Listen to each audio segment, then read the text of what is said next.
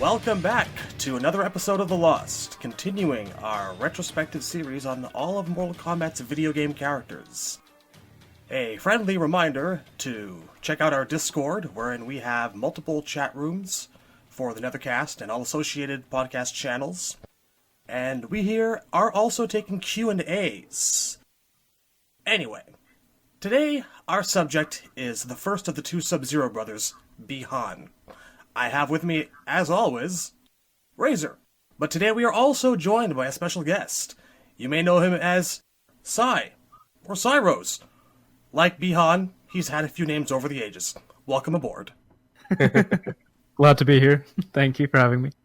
So, how do we start this off, gents? Do we start with Mythologies, or do we start with MK1? What do you think? Chronologically, I think it's I appropriate. think it's worth it to start with the order they came out because it's easier to talk about classic sub in Ultimate before we get into the stuff that connects him to Noob Saibot. Yes, that thing. Oh, that thing. All right, so we'll go back once more to the first Mortal Kombat game in 1992. We have instantly what became the fanbase's two most recognizable faces. But this one did not stay on for too long, as we are all well versed in our history. He was replaced by his brother for a long, long time. MK1 was Bi-Han's only appearance. It would be many, many years before Bi-Han actually even received his name, going back to only about 7 years ago. So what are your thoughts on him? I think it's interesting. It's interesting the way that Scorpion and Sub-Zero were introduced, because as we talked about last episode, so few details about either one were revealed that when it came to adaptations, they didn't know whether to give Scorpion his own clan or make him a Lin Kuei. But the Lin Kuei were first established in that very first game. Yes, the only thing about the two clans that was, or the two characters that was established in MK1 is that Sub-Zero and Scorpion were from two enemy clans, and that Sub-Zero's clan was called the Lin Kuei, and they were a clan from China of, quote, ninja-like warriors. Ninja-like, but not strictly speaking ninjas. Yeah, well, it depends on which version of the bio you read. The one in the demo attract screens literally says Chinese ninja, and then there was like an extended version that would go on trading cards and stuff that said ninja-like. So it was always kind of, but not quite. Yeah. Is in the official comic by Tobias. Yes, we should probably cover that too while we're here, because that's Yeah. the beginning of what we came to know as the character's origins. So a bunch of guys on a leaky boat talking about how to save the world, and there's this gloomy blue ninja-like individual looking over at them. And Yeah, he spends the whole boat ride, like, perched on the roof of Shang's cabin, just spying on everybody. until, as we know, as we mentioned over our last few Scorpion episodes, he is assaulted by the very familiar visage of the man he killed. Yep, Scorpion just shows up, grabs him, and is like, "I'm back from the dead, motherfucker, what about it?" But I killed you! No, it can't be, I... Yes, this is kind of a different characterization than we would see him get in the future. I'm actually depicting some fear. The very moment Scorpion is like, "I could kill you, but I'm gonna wait till the tournament, 'cause honor, motherfucker," and then lets him go, Sub-Zero immediately starts talking shit. Like, He's like, Scorpion is still there, and he's like, "You're a fool for sparing my life." Long story short, he just calls him a pussy. Fucking do it. You're gonna regret this. I want you to do it, I want you to do it.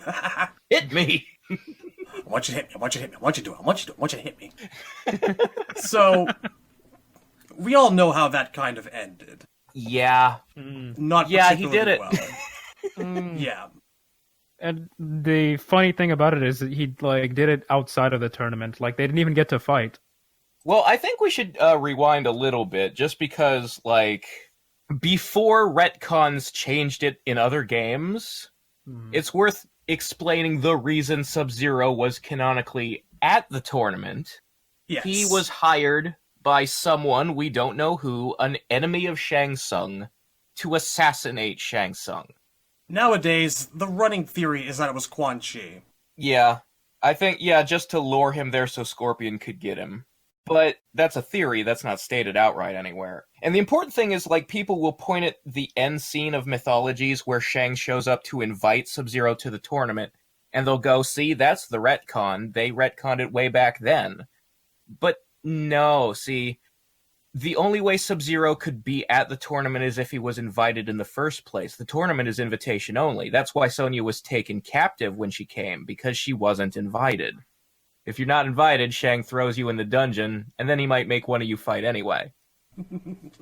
But no, Sub-Zero had to have been invited first, and then since he was going to the tournament, somebody hired him. Hey, while you're there, kill Shang. There's a lot of money in it. And we know from Sub-Zero's ending, which again, these are not canon, but this is what could have happened. If he had succeeded in assassinating Shang Tsung, he was going to take the money and run. Like, not give the payment to the Lin Kuei like he's supposed to. He was going to go into hiding and retire. Very, very wealthy. Probably also marked for death because where's my money? Yeah, right? Like, it's bad enough that nobody's allowed to quit the Lin Kuei. He also ran off with the cash. Going into that, I've always wondered why he decided to go into hiding and just... I've always sort of assumed that because, like, after realizing, oh shit, me killing people is actually, like, starting to bite me back in the ass, maybe I should start disappearing. Yeah, it makes more sense after Mythologies, where Raiden is telling him, look, you need to stop killing people. You're gonna go to hell when you die. It's one of a long-running series of really great coincidences. That Mythologies lines up with everything that would happen to him. And, at this point, spoiler alert, he eventually becomes Noob Saibot. Yeah. But that wasn't decided on for quite some time. I don't think it was a coincidence that Mythologies lines up with his plans to retire that he never got to do, because both MK1 and Mythologies were written by the same guy. Yes. Yeah. So him actually fucking off with all the money would have worked. The fact that everything else about Mythologies lines up perfectly with Noob Saibot is a coincidence, and it's an amazing one. Yeah. Definitely one of the best bits of writing that came out of the 3D era. And Bi-Han as a character is actually... I feel like, so, I mean, over time, like, Bi-Han and Hanzo Asashi are, like, I think they're slowly crawling really, like, high up into my top 10, and it's, like, it's mostly due to the fact, like, I feel like the more I study their characters, the more I realize how well they're written.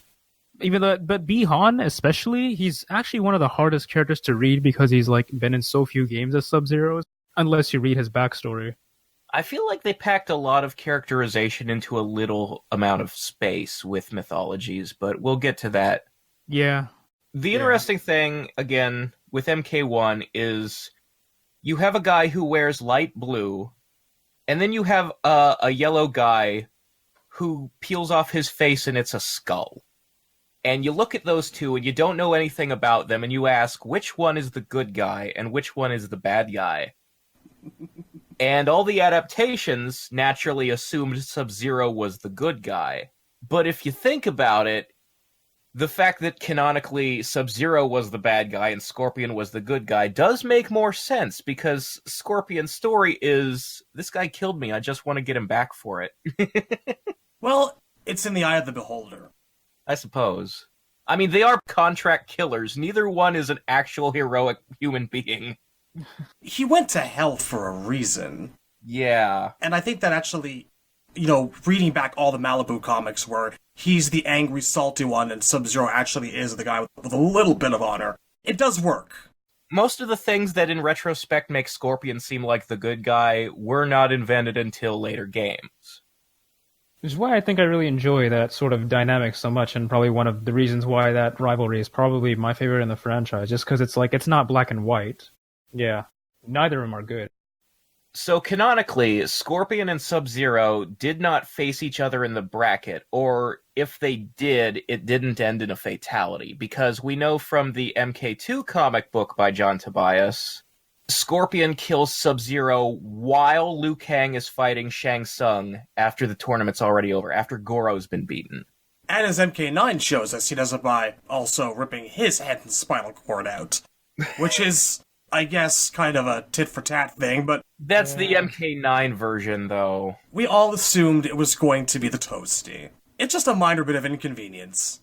I still think it was the Toasty. I don't care how 9 wants to retcon it. 9 retconned a lot of things. It's in his fatality in MK1. I'm just gonna say that he did the Toasty. I mean, it's only logical, I think, in that. That's what everyone thought for years and years and years, and the spinal cord rip just... Scorpion doing that never seemed right to me. Stealing a man's finisher. It's just not done. There's It's rules just to not that. done, yes. Back in the old days when, like, people would have a fight to the death, if it was claimed one person stole their finisher, it's like, oh, no, that's it. We're gonna have a gunfight after that. No.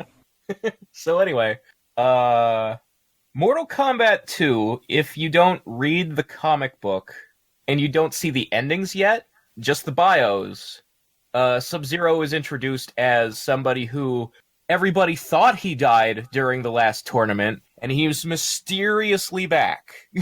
And then we find out, nah, that guy dead, this is his brother. So Bihan is not actually in MK2, at least not as Sub-Zero. Yes. And now, for those of you who are, like, tuning in, just to be clear, this is not the Kuai Liang episode. This is a Sub-Zero episode, and it's also a Noob Saibot episode. We're just covering Bihan in this one. We'll get to Kuai Liang next episode. We say 13 minutes in. Feel the power of Toasty! I always did love that. So Noob Saibot, MK2 is his debut, but he has no story, he's not playable, and his only move is the spear. And I guess, he kind of blends well into the background of Goro's lair. Yeah, he blends super well into the background of Goro's lair, because in the 2D era, his sprite had no definition, it was just pure 000000 black. I think it's worth mentioning, I think the character was initially created as an Easter egg because his name was John Tobias and Ed Boon's name backwards. Yeah. Yes. And he was the second hardest secret to find, because didn't you have to win like 50 two-player matches in a row? Arguably, I would say he was the hardest. I say he's the second hardest because I think you have to play 250 to get Pong. Well, okay, right? secret to get, yes. I suppose Yeah. so, yeah. I thought we were just talking about secret characters. In Mortal Kombat 2, you could play Pong if you played Versus for 250 matches. We've gotta make that one of our, fight night goals, to see if we can actually, get recorded footage of MK2 Pong up on a screen. And a little intro message that goes with it. Stream it. He was actually also introduced in later versions of MK2. I think one of the last ones. Yeah, the arcade games always came out in, Revisions. multiple revisions. It's a little bit like patching. So Jade and Smoke came out first, and then eventually they added Noob.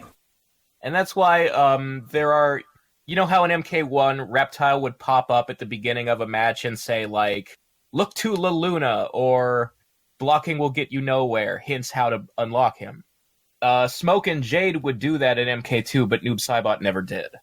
I can only assume it was just too much of a pain in the arse to go back and do it. They could have. I don't see why they wouldn't have, but... I think it serves to make him even more of a secret, too. Yeah, that too. Because Smoke and Jade tell you they're in the game. You see them repeatedly. They keep popping out from behind trees and shit. Maybe Noob was there and you just couldn't see him. Ooh. Sadly, I don't think there are enough dark MK backgrounds apart from Goro's lair, at least in part 2, to actually pull that off. Yeah. Maybe he was taking a nap in the living forest. It's possible. It's dark in there. Could you guys keep it down? I'm trying to sleep. Can a ninja get any rest? So, going into MK3, he was there from the first... Yeah, it's interesting. So, vanilla MK3 obviously didn't have any ninja sprites for them to color black. I love this. So they used Kano. And let me tell you, that bothers me to this day. Yeah, his sprite has the definition of a knife on his boot, and it's clear he has ears. I think the home versions might have used Sub-Zero. I don't know. I have a weird memory of a shadowy black Sub-Zero on the SNES, but... Or maybe it's the Genesis, I have no idea. But the point is, it's actually not a ninja because there were none in that game. And yeah. at this point, Noob became one of the few characters to also receive his own background.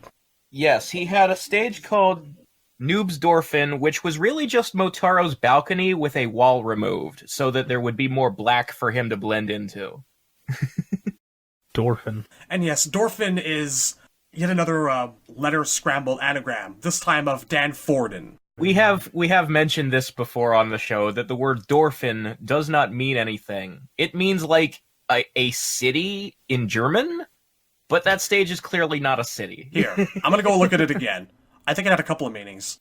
But no, it's clearly just Dan Forden, Dorphin. They flipped a couple letters to be cute. Kind of cool that a German word associated with Noob Saibot. I always knew he was an industrial guy. So yeah, once again, he did not have a bio. He did not have an ending. He was not playable. I think he even couldn't do the spear because he was made out of Kano sprites. Yeah. He had nothing. He had 0 special moves. Yeah, he didn't have any special moves, that's right. And the only way you could actually fight him was the versus screen combat codes. This would continue into UMK3, except that they were wise enough to actually replace him with the common ninja sprite. Yeah. And the home versions of Ultimate were like halfway to being Trilogy, because they had Rain and the Trilogy version of Noob Saibot, which had the special moves we all know Noob for now. The Teleport Suplex, the Shadow Clone, the Ghost Ball.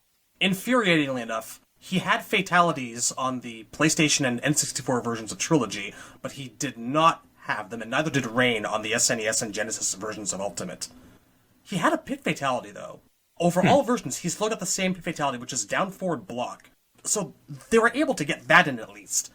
I feel like they were probably rushing. I mean, they had to remove Shiva to get the new guys in. Yeah. Poor Shiva. Indeed. What really bothered me about him in Ultimate is the fact that the attract mode for Ultimate has so much bullshit. Rain's there, fighting or falling over in front of Shao Kahn, and we know that was a joke. And you see Noob... Imagine this. You see Noob fighting Smoke in the subway in the attract mode, and you boot up UMK3 for the first time, and you're all excited, and you see right away there's 3 hidden slots on the character select screen. And as we know, those will turn out to be Ermac, Melina, and Classic Sub, who we'll get to in a moment. So you're like, oh man, there's still ways to place 2 more secret characters in this game. And eventually, about, I think, a month or so, or 2 after the game came out, people started figuring out the human smoke code, where you pick a cyber smoke and hold a bunch of buttons, and then he turns into the human version. And you couldn't do that with Noob. Unless you were in Chicago playing the Ultimate MK3 WaveNet edition, where it was apparently possible to do the same thing by picking Kano. Of course. A lot of that is apocryphal, but I remember seeing this on like Usenet groups back in the day. Yeah, I've heard rumors about the rare WaveNet version of Ultimate. It exists. There's an arcade machine in NetherRealm Studios, from what I understand. And I don't think that at the time Noob in the arcade actually had the special moves that he did on the home systems. Because there's been all sorts of arcade MAME hacks and ROMs and whatnot. And me, BC, and Down4 and Temp were playing the other night, and we were playing a hack that unlocked Noob, and he didn't have any special moves. Period. At all.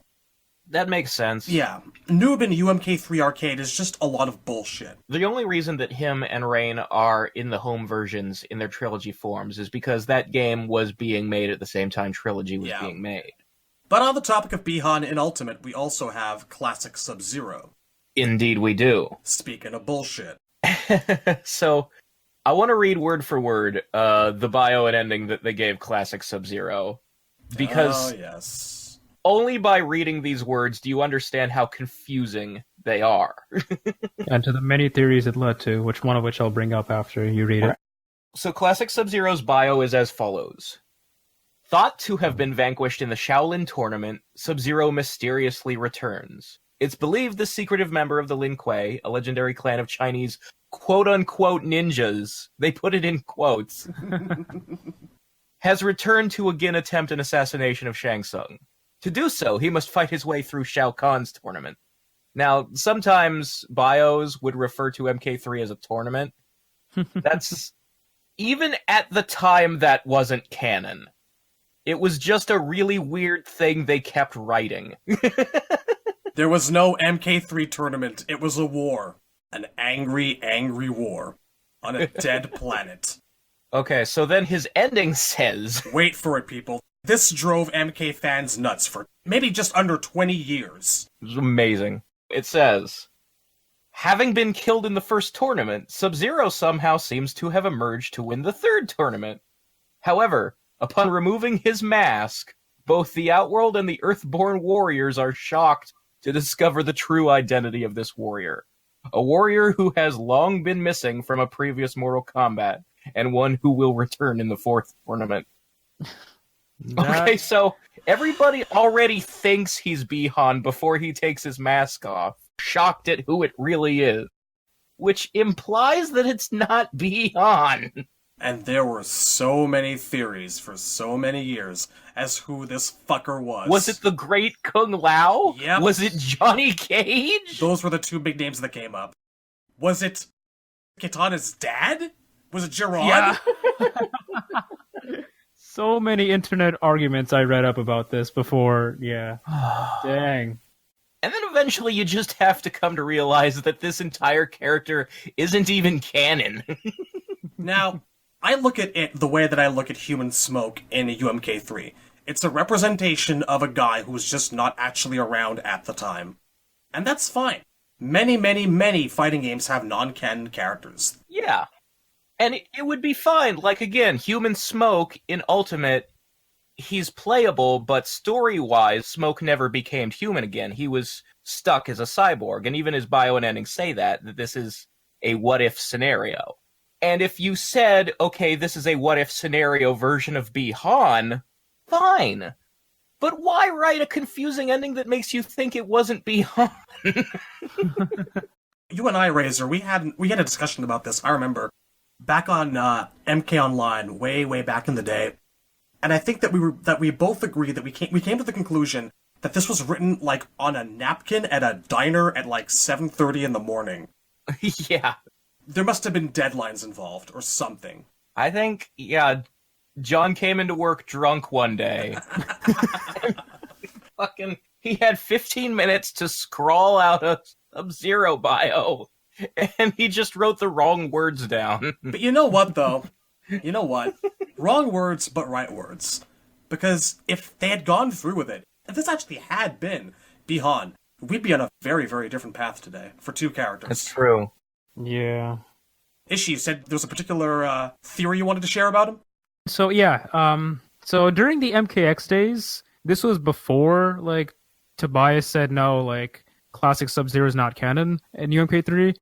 I remember some people actually brought up that the MKX Sub-Zero, before we knew it was Kuai Liang, was the classic Sub-Zero from UMK3. Why? Because, well, their justifications were, well, Bi-Han was, Noob Saibot, and he was thrown into Solnado, and, like, that can't be him, and Kuai Liang is dead, so it's gotta be the UMK3 Sub-Zero. Yeah, the belief that there was actually 3 Sub-Zeros in canon the whole time. Like this was their dad or a third brother or something. It's like that old X-Men legend of the third Summers brother. And another of their justifications for it was just like, he has a different voice. It's not Jim Miller. Takes off the mask. Oh my god, it's Hydro. Jesus. And my stupid ass actually bought into it when I was, oh my god, I was such a... We were all silly kids at one point. Here's another thing I love about Sub. One of the 2 versions of Trilogy, I think it was the PlayStation version, but I might be wrong. It might have been the Nintendo 64 one. If you're talking about the one that has, I have both, I can confirm or deny. just the masked with all the moves is N64. Yeah, okay, so in N64, unmasked Sub-Zero is not on the roster. Yep.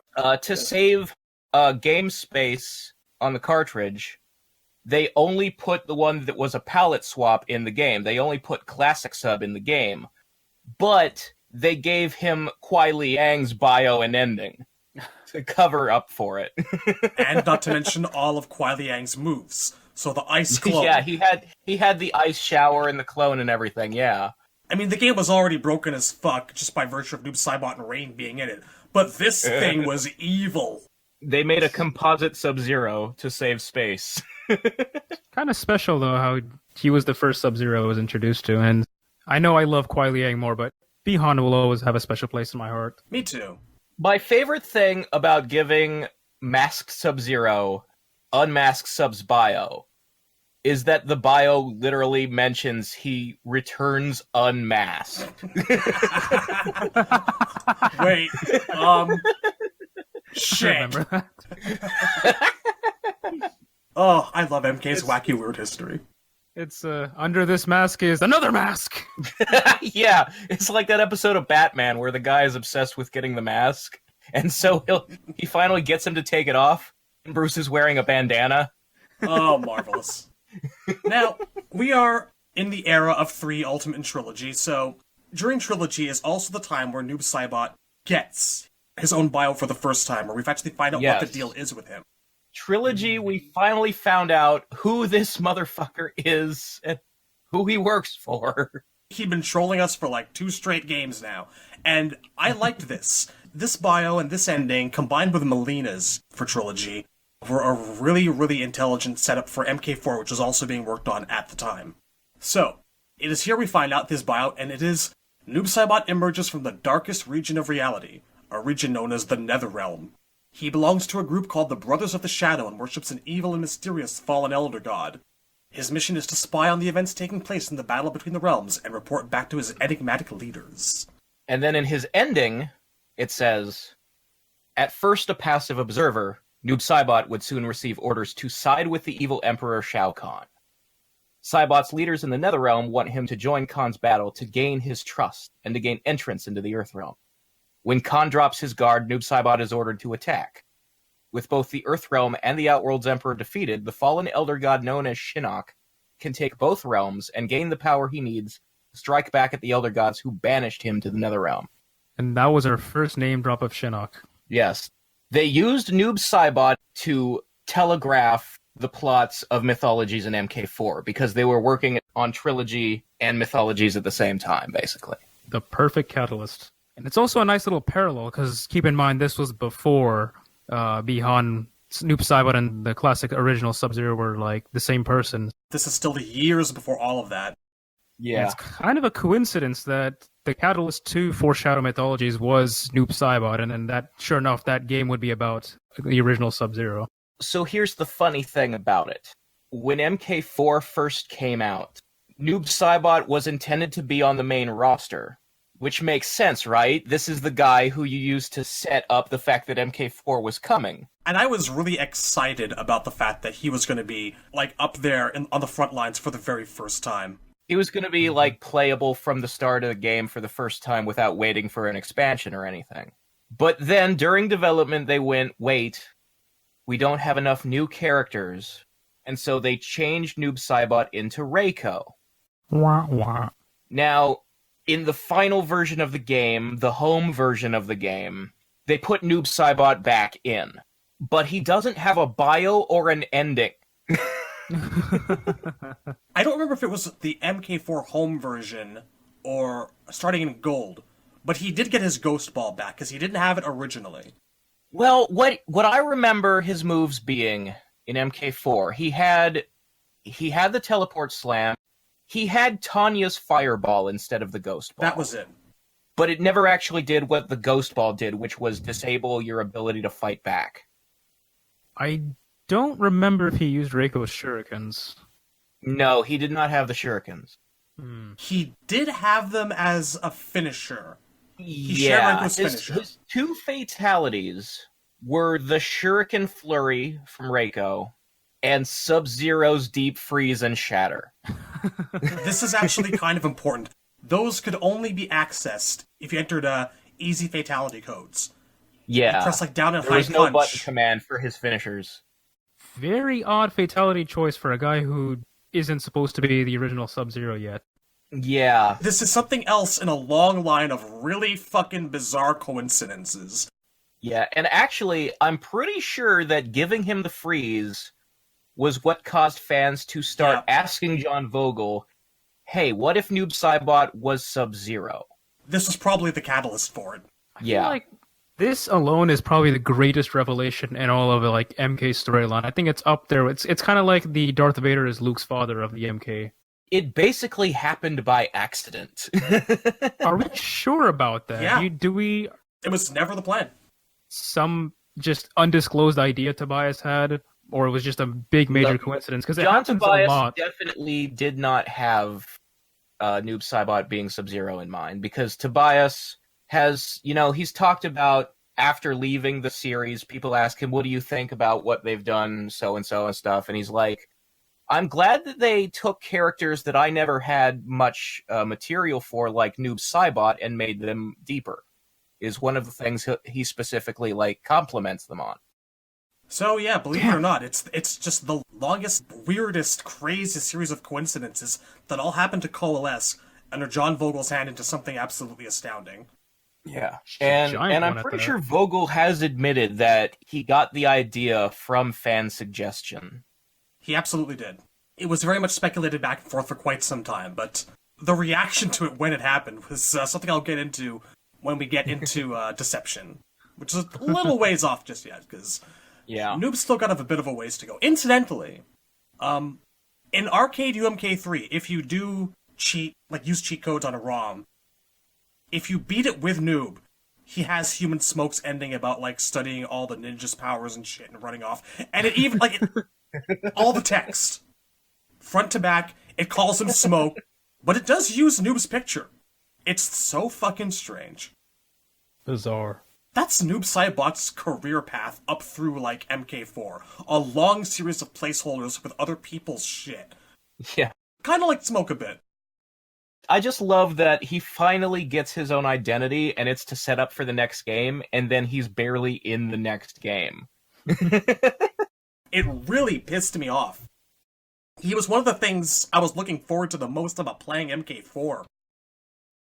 Smoke is the guy of unfulfilled plot threads, as we all know. Oh yes. That trend continues to this day. The other thing I want to talk about MK4 before we move on to Deadly Alliance is that it was the first game to introduce alternate costumes. Mm-hmm. The Grim And Reaper. Noob Saibot had two alternates. His first one featured him in, from the waist down, it's the ultimate MK3 pants. It has the shin guards that Scorpion wears, but they're dark gray. From the waist up, his body is he's shirtless, and his skin is silver, and his face is a skull. The early primitive graphics being what they were, I was convinced he was a gray alien. Yeah, the skull does not really look like a human skull. I know it's not going to be possible. It's very cartoonified. It does actually kind of pass for an alien, like a stereotypical Roswell alien. I mean, maybe it's cartoonified on purpose. Maybe this is one of Tobias's early plans for what Netherrealm creatures would look like. That's possible. But his eyes aren't even blue, so who knows? Yeah. Yeah, that's an interesting thing. Trilogy and MK4 were the start of him being depicted with eyes visible. Well, really with any part of his body visible. He went from being a solid black silhouette to being a ninja with somewhat visible features where, his skin is dark gray and his outfit is dark gray, and his eyes are, dark blue, glowing eyes. And it actually also depends on which version of Trilogy you have. Yeah. I forget which is which, but one version still has the complete black, all zeros palette, and another, I think it's the PlayStation, has partial details visible with gray skin. Yeah. And his MK4 primary is basically the approach where you can see the details. He's a palette swap of Reiko from the neck down, and then he has, Scorpion's head. The vents on his mask are a little different, personalized. And again, the colors are, his skin is a dark gray, and he has glowing blue eyes. And it's interesting, it's the same color eyes Reiko has, and Reiko shares some of his moves, because he was originally going to be Noob Saibot. And they are both members of the Brotherhood's army, and they're both undead, so it kind of implies that whatever species of undead they are. They're both like wraiths or whatever. They're the same kind of thing. I bring up the blue eyes because neither character has blue eyes anymore in the modern game. Unfortunate. It's a very visually striking detail in an otherwise totally black character. And I think Noob's eyes actually stopped being blue around Deception. I mean, he kind of had them back in Armageddon. Yeah, they were blue again in Armageddon.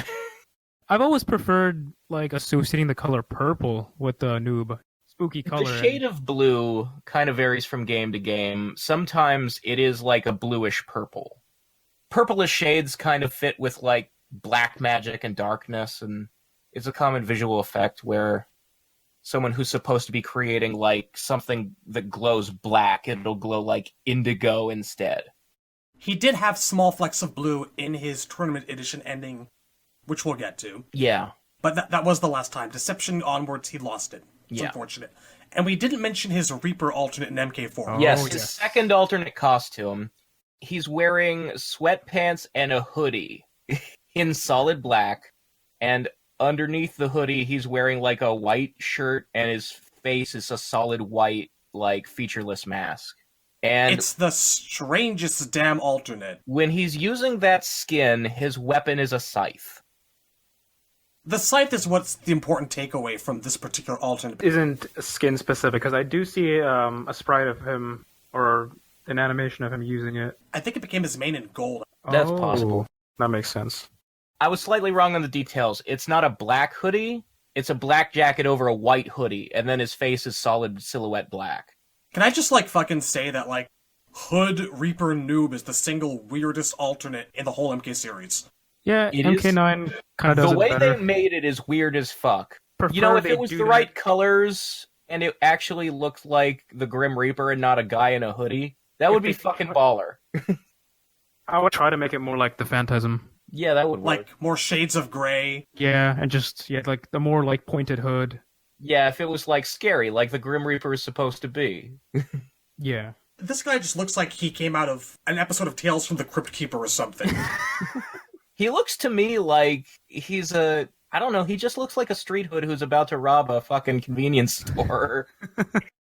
Anyway, no ending otherwise, no real official bio for him that I'm actually aware of all throughout MK4 or Gold. There's a mention on MK Warehouse, which I think might be an excerpt from... I think it might be from the MK4 website or something. And it says, Noob returns to serve under Shinnok again after aiding the Earth Warriors to overthrow Shao Kahn's minion. Shao Kahn's minion? What does that mean? I don't know. They all beat up Reptile and went home. I guess. After a thought-successful extermination of Shao Kahn, Noob returns again to serve as a general in Shinnok's Army of Darkness, and, you know, the intent is good enough for me. But the phrasing... Yeah, I mean, the bad English is a problem. It definitely makes it suspicious. I don't think that John typed this one out. You know what this could be from is the Game Boy version. Because the Game Boy version had, like, these typed-out bios that were made by the third-party developer who created the Game Boy version, and that's why, like, Reiko's ending had text, and that's why people started thinking he was Shao Kahn in, like, a reincarnated form. Which led to many years of arguments. Indeed. I mean, I feel like that was his original intention, because Tobias does go on about, like, explaining on the On Blast show with James MK how he was, like, he intended Reiko to be Shao Kahn somehow reincarnated. Yeah. I mean, we now know after the fact that that was sort of a plan, and then it just didn't happen because Tobias left and they went a different direction.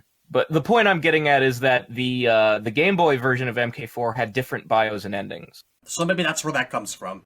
That does look like truncated, ill-fitting text you could shove in a portable game. It's a little contradictory, too, because it says he was aiding Earth's warriors. Wasn't he serving Shao Kahn in UMK? Yeah, no, well, he was, but I think that this kind of assumes that they were taking the part of his trilogy ending where he sides with Earth's warriors against Shao Kahn as canon. Huh. And we have nothing to back that up.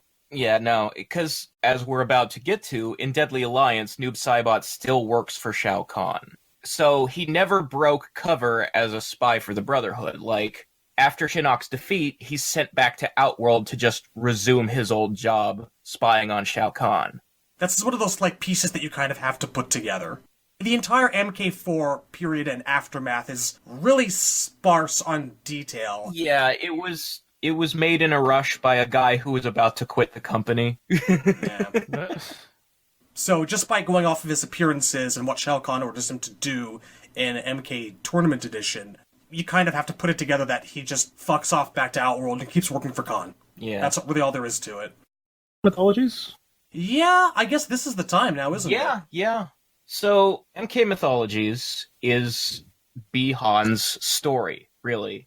It's all about him. He's the main character, and it's the first and only time, really, we actually get to know about him as a person.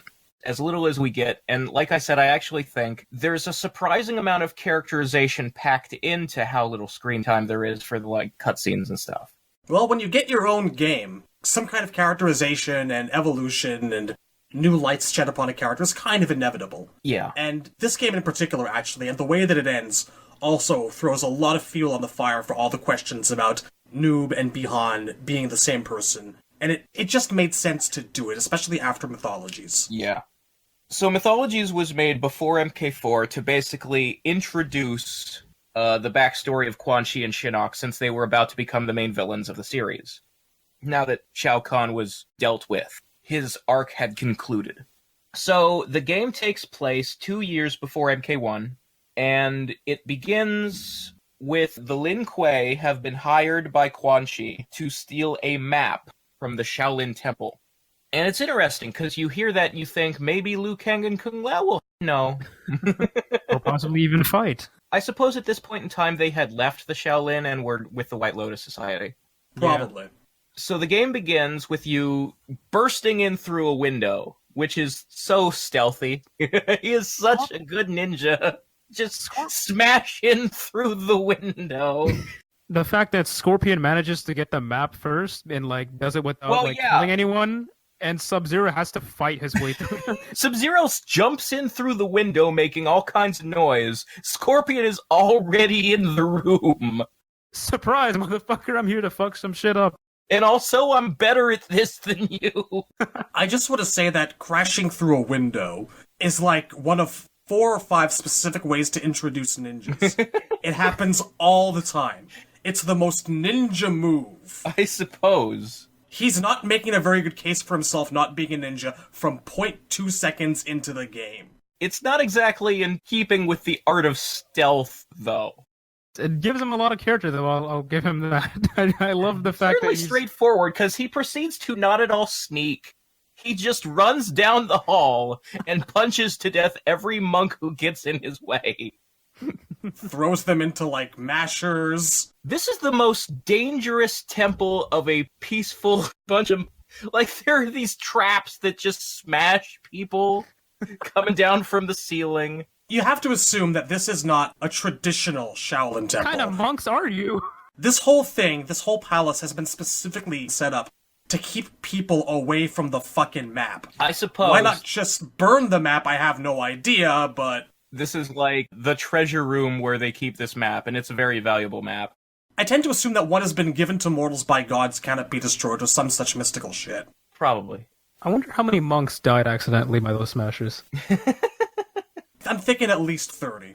I wonder if the smashers are always on, or if somebody hit the alarm when they heard the window shatter and yelled intruder and... More importantly, if you're gonna have a really secretive chamber, why would you put it outside where windows are... I don't get it. Also, this whole approach of his just kind of makes me assume that he and Sector are probably 2 people who actually shared some tea. Because they both seemingly share the same philosophy of get in, wreck shit, get what you need, and leave. Yeah, basically.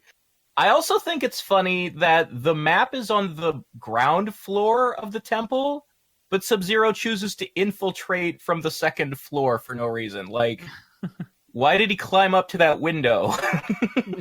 Maybe he rappelled in wire or something? Slid down? Slingshotted into the window? He does have an escape rope set up outside the building for the end of the level. Which makes me wonder, why did they not cut that down? Yeah. He could have come in through that way and saved himself like a level and a half. Maybe he gets a bonus for all the monks he murders. So the interesting thing is that, like, there's so much backstory into why he's even infiltrating this temple that isn't given in the game itself. You have to read the instruction booklet or the website. I'm sure we've gone over it before, but the gist basically is, thousands of years ago, Shinnok invaded with his amulet, and Raiden beat him and banished him to the Netherrealm, and then he took the amulet and he hid it in the mountains. The Shaolin monks are the guys who built the temple in the mountains where the amulet is hidden. And so they have a map to the temple so that, they can find it again if they have to, because there are still monks living there and guarding the amulet with the four gods. This is one of the dangers of having a podcast where we cover a specific series, because we're bound to repeat some information. So if we're repeating ourselves, sorry about that. But for the benefit of anyone just tuning in. We did not mention Bi-Han and Kuai Liang's origins. That's another thing I need to get to. Before I get to that, the Shaolin have the map to Shinnok's amulet. And Shang Tsung finds out about the map 500 years ago when he takes the great Kung Lao's soul.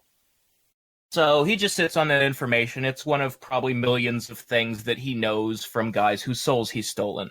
It's not necessarily useful information to him. But then, about 10 years before MK1, he's, sitting around, and him and Shao Kahn are coming up with this plan to resurrect Sindel. Khan's like, I'd like my wife back. And also, just in case, this tournament thing doesn't work out, we should have a plan B for that. So what if we resurrected her on Earthrealm? And then the gods would have to let me go to Earthrealm to get her. And then while I'm there, I can invade. So that was not something that they came up with on the spot after they lost MK2. That was a plan that they had going on for 10 years. And Shang Tsung goes, well, wait, neither of us know how to bring back the dead. So Shang goes to Quan Chi because the people in charge of the Netherrealm can bring back the dead. And he's like, will you show me how to do this magic? And in exchange, I'll tell you where that amulet you're looking for is. I don't think Quan Chi himself actually needs the map. He knows where the temple is. But he can't get into the temple without getting his ass kicked by Fujin and company. So he's like, okay, I need to find somebody who can beat Fujin and shit. And so he's waiting until he finds Sub-Zero. Now that we've mentioned it, the fact that we have, Shang Tsung taunting Quan Chi with information in order to broker a deal inadvertently adds a lot of background to them trying to murder each other at the beginning of Deception. Yeah. Just thought I'd throw that out there. Yeah, these two have been... Their relationship's not a good one. Business partners / rivals for more than just one game.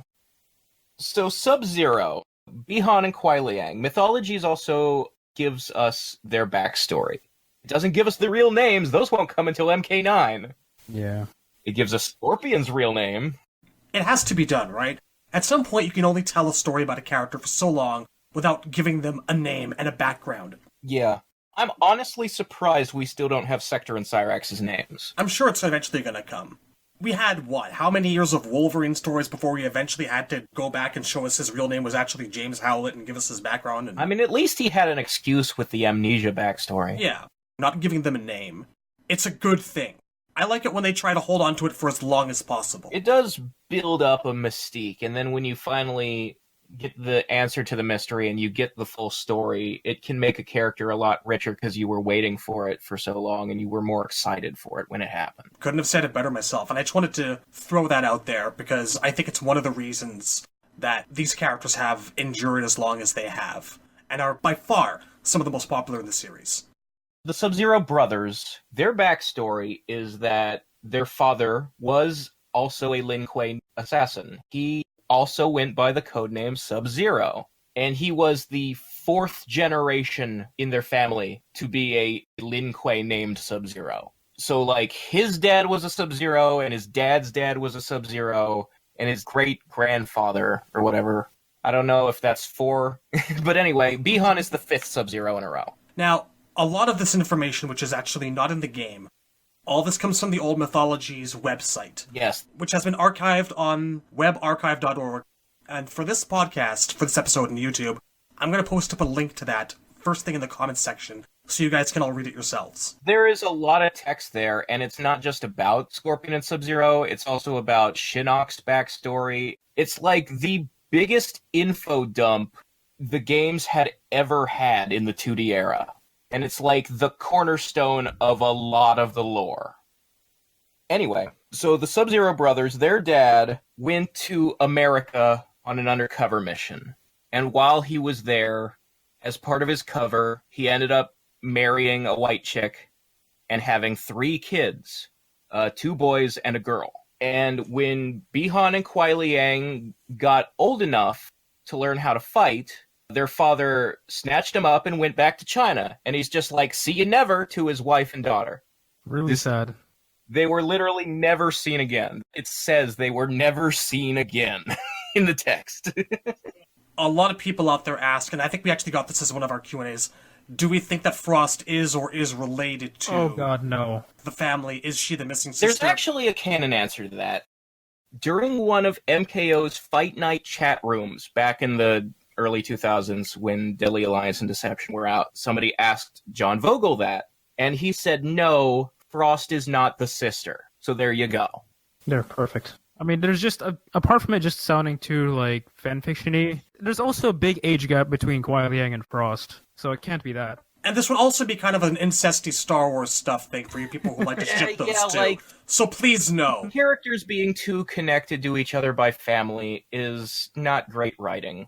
But the bigger thing is that if Frost had been related to Sub-Zero by blood, then it would never have been a mystery why they have the same powers, and he would never have had to discover about the cryomancers to explain it. He could have just explained it by saying, oh, well, she inherited the same powers I did from our dad. The end. So the Sub-Zero brothers were forced by their father to join the Lin Kuei and become contract killers with ice powers that they inherited from their dad.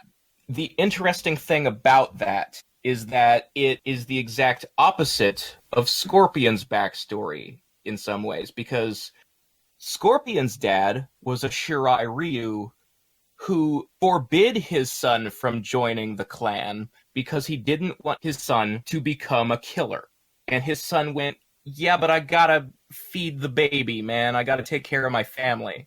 So he didn't listen to his dad and joined anyway.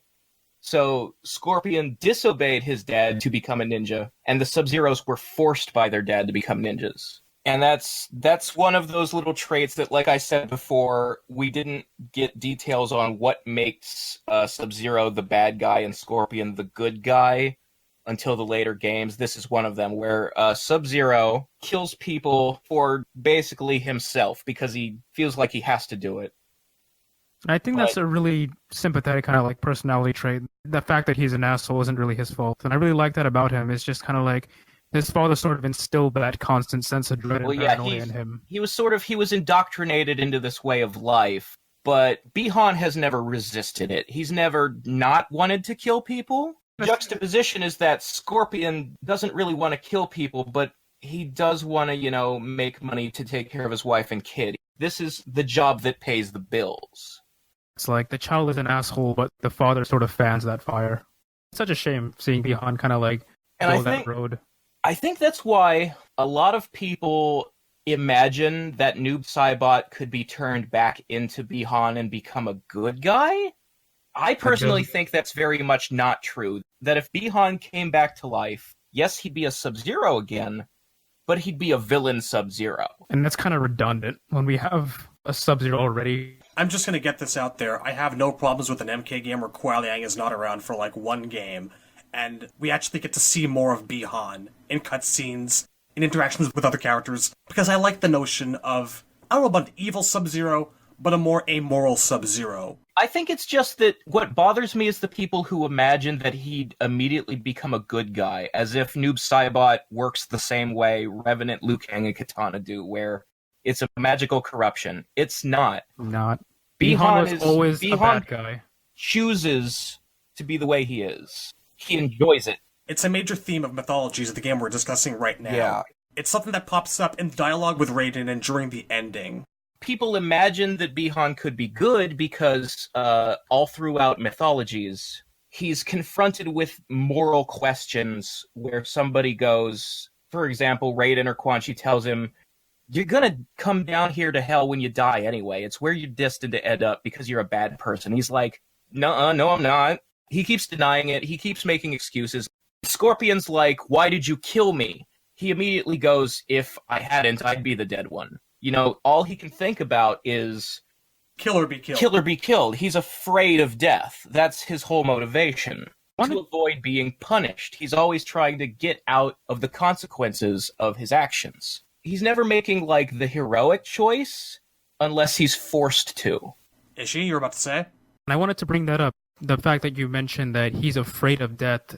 I think that's such a strong characterization, too, because it's kind of ironic in the fact that in the end, he becomes the personification of death itself. I think that's why the games say he enjoys being Noob Saibot. It's because when he finally did die, he realized, what was I so afraid of? I'm more powerful now than I've ever been, and I'm finally free to do what I want instead of worrying.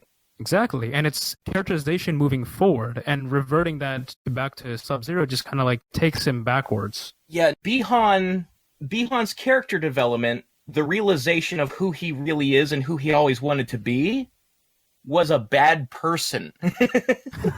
By accident, but a wonderful revelation nonetheless. Yeah. And for people who want him to be redeemed, the thing you have to remember is also that this is not something that was brought on him, this is something that he brought on himself. Yeah. At some point, yes, you're a product of your upbringing, but you are responsible for your own choices moving forward in life. He was a grown adult, and he made his own choices once he became a grown adult.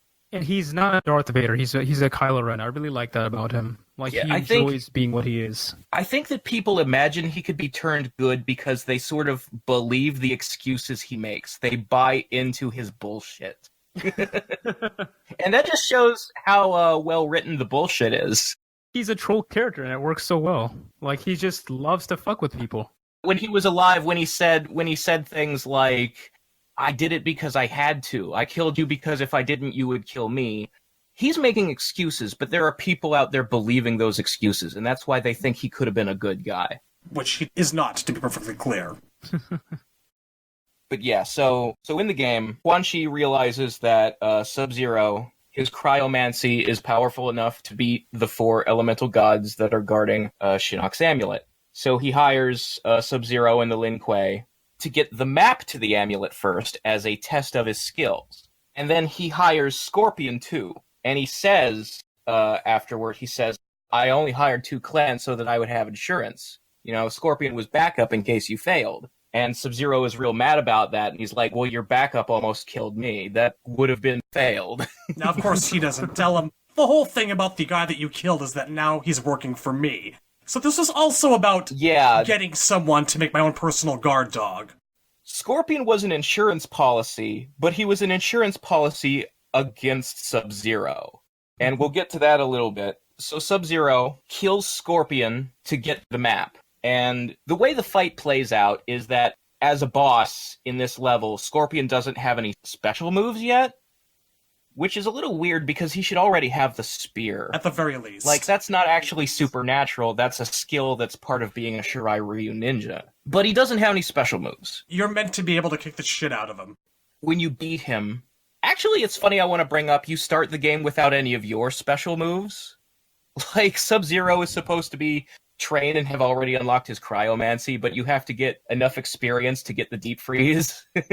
Maybe that's why Scorpion didn't use any special moves. He was sneaking through the temple. He wasn't fighting the monks to unlock. He never earned any XP. Exactly. All right. I think there might be a ludonarrative dissonance there, but... If it works. But anyway, when you beat Scorpion, you get a finish him prompt. And it's one of only 2 times in the entire game you get a finish him prompt. So you can choose not to do the fatality, or you can fuck up the command and not do the fatality. If you do fuck up, Scorpion will just fall over unconscious, and you will not see him again for the rest of the game. But if you do kill him, Sub-Zero does the spine rip, and then you take the map and you leave the stage, and later in the game, when you're in the Netherrealm, you will encounter Scorpion a second time. And like I said, there will be a cutscene where Scorpion is like, you could have let me live. Now I'm dead, and my family's dead, and my clan is dead, and it's all your fault. But I would have been the dead one. Yeah, exactly. And he's like, if I didn't kill you, you'd have killed me. And Scorpion's like, but my family would still be alive, asshole. But Quan Chi was responsible for their deaths. Yeah, that's a point that bothers me. In that scene, Sub-Zero actually tells him, I didn't kill the Shirai Ryu, Quan Chi did. And Scorpion's just like, don't you lie to me, motherfucker. And that kind of screws up the canon for later games, where Scorpion didn't know it was Quan Chi. Denial ain't just a river in Egypt. I guess. He just comes fresh out of the Netherrealm. Quan Chi is the one who's giving him his second chance at revenge. He's shown him that irrefutable, cough cough, proof that this one blue asshole is responsible for all of his suffering. He's going to tell you it was me, but just don't believe him. You know? Yeah, I mean, I think it's sort of like Bihan's image as a dishonest person is sort of cemented. So, like, it kind of makes sense that Scorpion wouldn't believe him. I guess in MK4, when Scorpion finally finds out the truth, the fact that Quan Chi himself is admitting it is what makes the difference. And we've said before that that's a silly moment, that Quan Chi shouldn't have just admitted it to his face. But now it seems like that's the only way he would have believed it. Hey, idiot! It was me! The whole time! It was always me! Yeah, I'm gonna send him back into the Netherrealm on time. He won't have enough time to catch up to me. Wait, what are you doing? Wait, get away from me! No. You played yourself. Congratulations. I love that shot in the N64 version. Like, his face isn't even animated. It's just, like, him lunging back. Yeah, the mouth doesn't move. I feel like it needs to be a Renaissance oil painting. So anyway, back to the chronological order. So Sub-Zero kills Scorpion, takes the map, goes back to the Lin Kuei Temple to report in, and when he gets there, Quan Chi is like, alright, well here's your payment, I killed the Shirai Ryu, here's the bones of their leader. And the whole time he's there, Quan Chi is like, subtly making fun of Sub-Zero. He keeps calling him ninja, and Sub-Zero hates being called a ninja because the Lin Kuei aren't ninjas. Scorpion's clan was ninjas, and those guys are the second-rate chumps. That's why they're dead now. This goes back, of course, into the history of the Lin Kuei, the Shirai that we've covered before on the show, where the Shirai were originally a part of the Lin Kuei who fucked off to Japan. Takeda started this and took their skills with him and sold off their skills. And so the Lin Kuei were not happy about that, and so begins the enmity between two clans. Yeah, and again, that also comes from all of the text from the Mythologies website. So then he's like, well, since you got the map, I got another job for you. The map leads to a temple. In the temple, there's an amulet. I would like the amulet, please. Now, there's going to be a couple of gods in the way, but you can take care of those, can't you? Well, yeah, Sub-Zero even asked, he's like, if this amulet's so important, why don't you get it yourself? And Quan Chi's like, well, it's guarded by the gods, and we don't really get along. One of them is a fire god. Good luck. They'd be expecting me, but not you. I do think that it isn't possible for Quan Chi to go do this himself. Yeah. It's interesting, because that does then establish that Sub-Zero is a more powerful character than Quan Chi. I don't know if it's, like, specifically just about powers. Because I think that here you get into, like, safeguards against sorcery. Possibly. That's Quan Chi's main It's also possible tool. that because Quan Chi is from a different realm, you know, you'd have Raiden getting involved, and a lot sooner anyway. And maybe even the Elder Gods. So yeah, I think that there are, like, unstated mystical reasons as to why Quan cannot do this himself. Yeah, like, he's just forbidden on several metaphysical levels from going into the temple. It's just kind of funny that how Raiden doesn't really do anything until Sub-Zero beats Asian Superman thing, Dr. Manhattan, and Fire Raiden. And, like, he doesn't notice the amulet is missing until, like, Quan Chi takes it and he's like, wait, do you realize what you've done? Well, Raiden is a busy guy. The gods aren't as omnipotent as we may think. God of Bad Timing must be one of Raiden's other titles. I think that, honestly, as soon as someone grabs the amulet, that's probably, like, tripping an alarm for them. He sensed it, that the amulet was taken, but he can't sense my brother's getting beaten up right now. Brothers, every single one of them. There's the source of infinite, godly, dark power humans aren't attuned to, but the gods always know where it is at all times, and suddenly that sense is missing. It's gone. Well, I would think the big thing that would tip him off was Quan Chi opening a portal. That too. So anyway, we cut from the scene of Sub-Zero being given the job to him climbing a sheer flat rock face in the Himalayas, the tallest mountain range on Earth, with no climbing gear, just fucking white-knuckling it up the mountain. This is actually something that also happens briefly in the Jeff Roven novel. Sub-Zero lives in a cave up the side of a mountain, and it's impossible to access for anyone but him. He also does not use climbing gear. In fact, he actually goes up the whole thing routinely, buck naked except for a loincloth. Sub-Zero is hardcore. You don't fuck with this guy. He's got the history. There's a reason he was chosen to beat up 4 gods in a single day. And he did it too. Yeah, he proceeds to enter the temple and beat up 4 gods in one day. And then he doesn't even touch the amulet. The moment he reaches for it, Quan Chi appears and grabs it first. It's like, I didn't need you to get this. I just needed you to kill the gods. Yeah, I just needed the guards out of the way. Oh my god, you know what I just realized? If Fujin actually shows up in 11, I need dialogue between him and Bihan. Or at least Kuai Liang. You know your brother kicked the shit out of me once? Still salty about that. Still salty. That would be nice.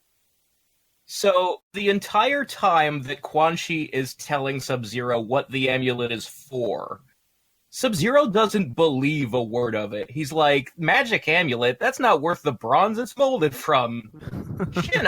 I don't believe in Shinnok. That's an old wives' tale. As if your ice powers weren't magical enough. Yeah, right? He just beat up 4 gods, and he doesn't believe Shinnok is real. That's hardcore atheism at its finest. Look, it's earth, fire, wind, and water, and all that heaven and hell shit, that's bullshit. That's probably it, you know? There are no fallen gods or morning stars. Thank you. Have a good night. So anyway, Quan Chi is like, believe what you will, ninja, and then fucks off back to the Netherrealm. Did you just call me the N-word, sorcerer? Right? You can't use that word. And the second Quan Chi is gone, well, there's a couple seconds where Sub-Zero, like, hangs his head sadly and starts to walk away.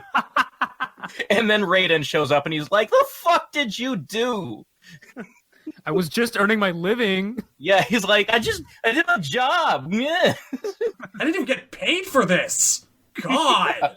You're not buying everything that guy is saying.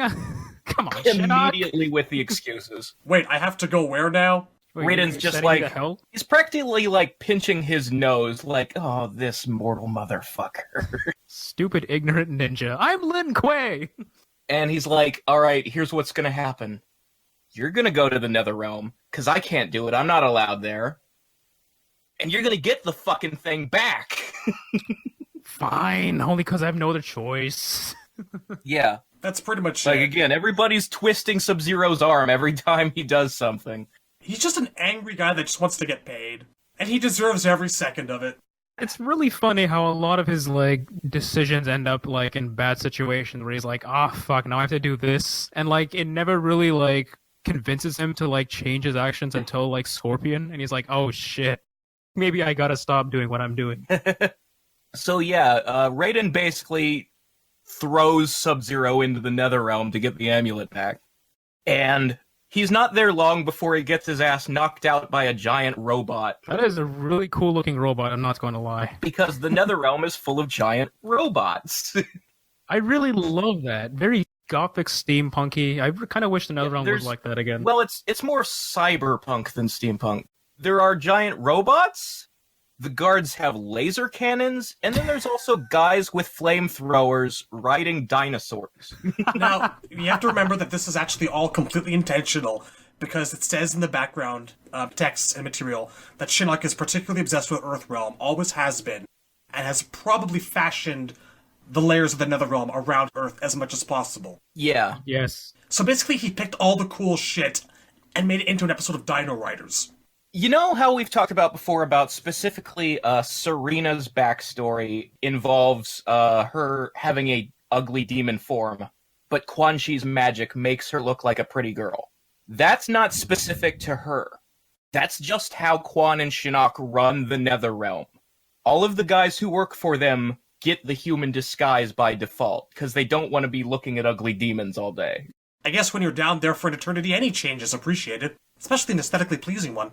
I'm just imagining Quan Chi and Shinnok walking around another realm and just being like, okay, so get this, Earthrealm once had dinosaurs, we're gonna do that, but we're gonna have people riding the dinosaurs, eh? Bitch, right? Quan Chi's like, yes, that does sound rad as fuck.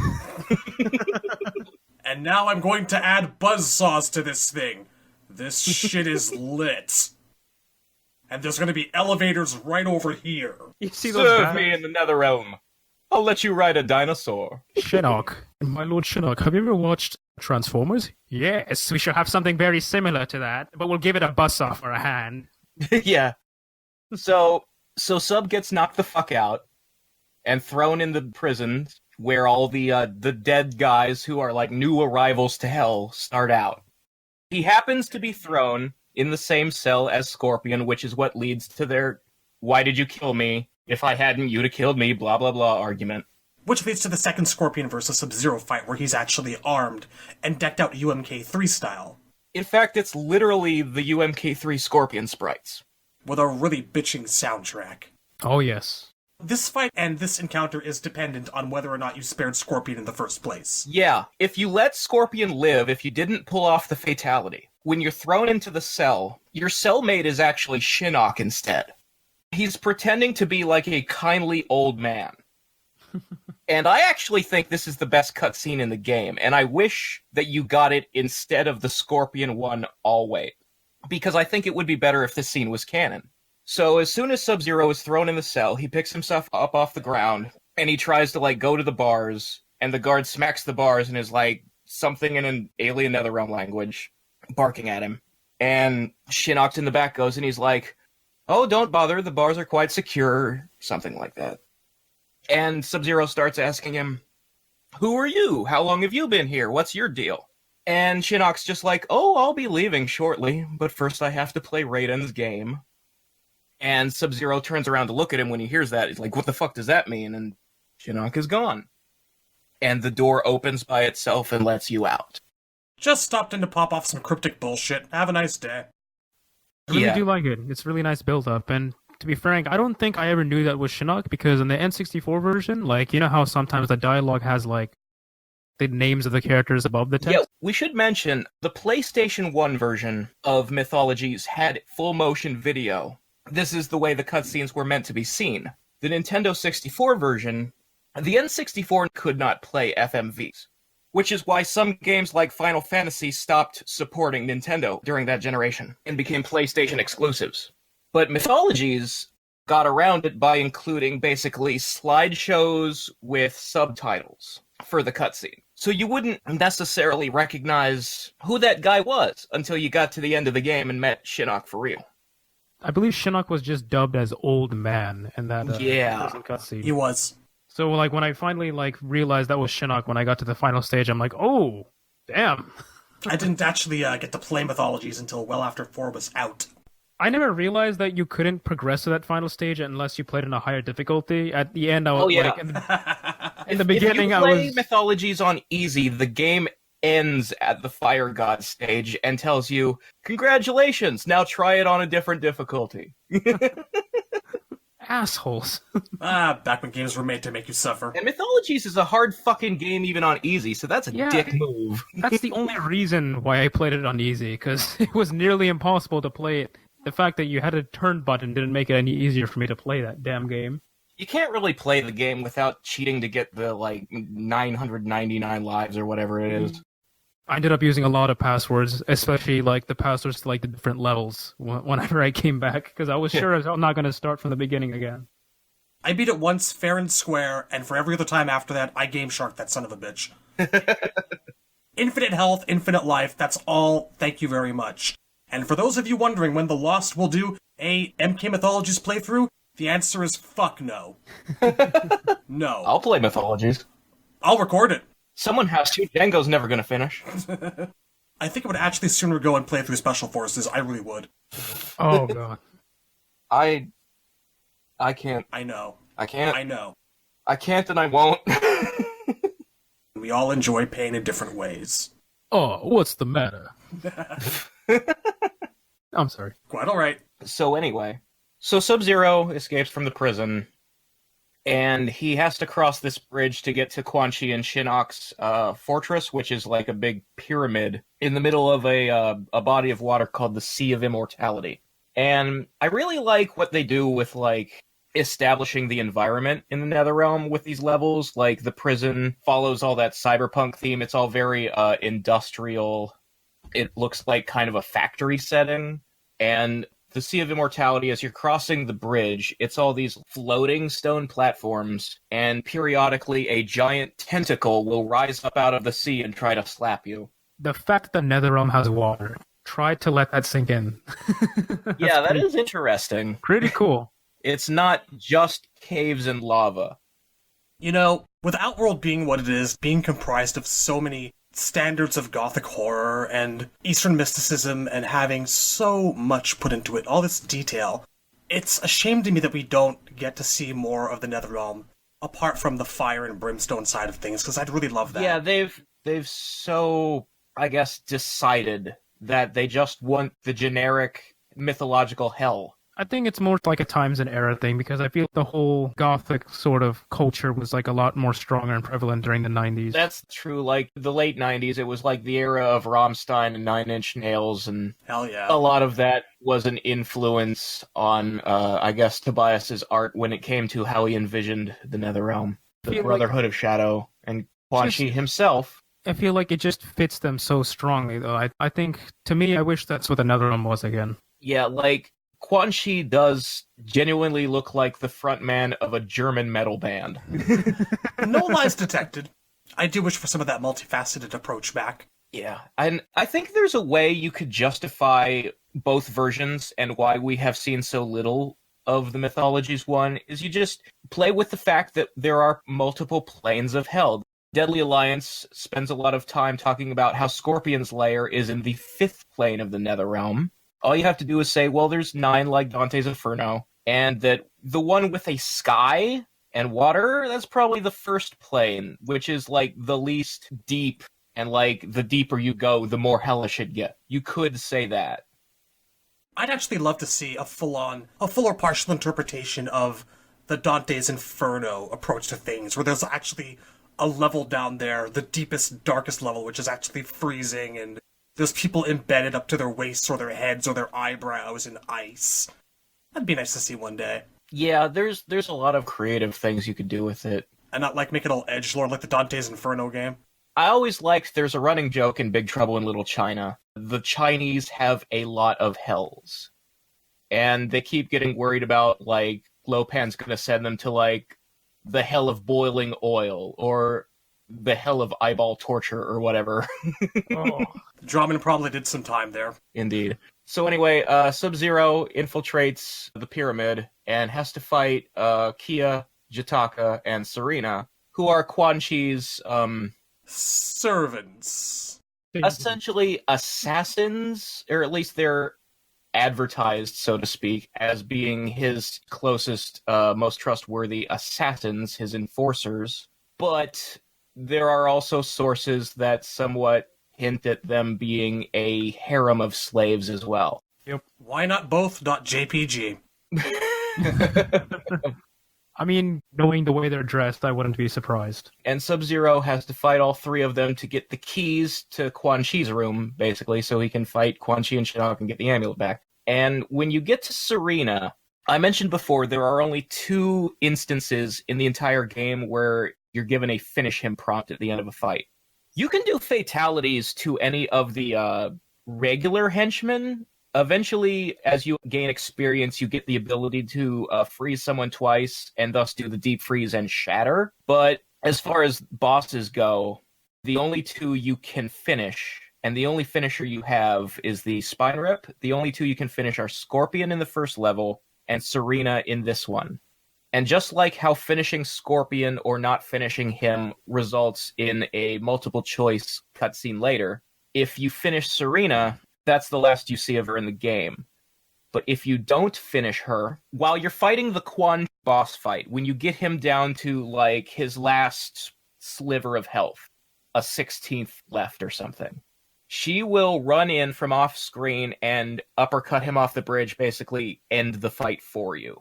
Which leads into a cutscene where he basically says, "Why did you do that? Why did you help me?" She's like, "You're immortal. You can get out of here. I've waited an eternity to escape this place. Please take me with you." And he's like, "There'll be nowhere to go if I don't get the amulet back." And in the middle of their conversation, all of a sudden, she is shot in the back and collapses into his arms. She's shot by a purple laser, and he looks up to see where it came from, and it's just Shinnok, standing there smiling, looking as smug as a man can possibly look. No dialogue, and it goes straight from that moment into the final boss fight. If you do kill her, you don't get that scene. You do not. And after you beat Quan Chi, it just goes right into the Shinnok fight? Yeah. I should also mention, at the beginning of this cutscene, when Serena starts talking to you, there is this music playing that sounds blatantly romantic.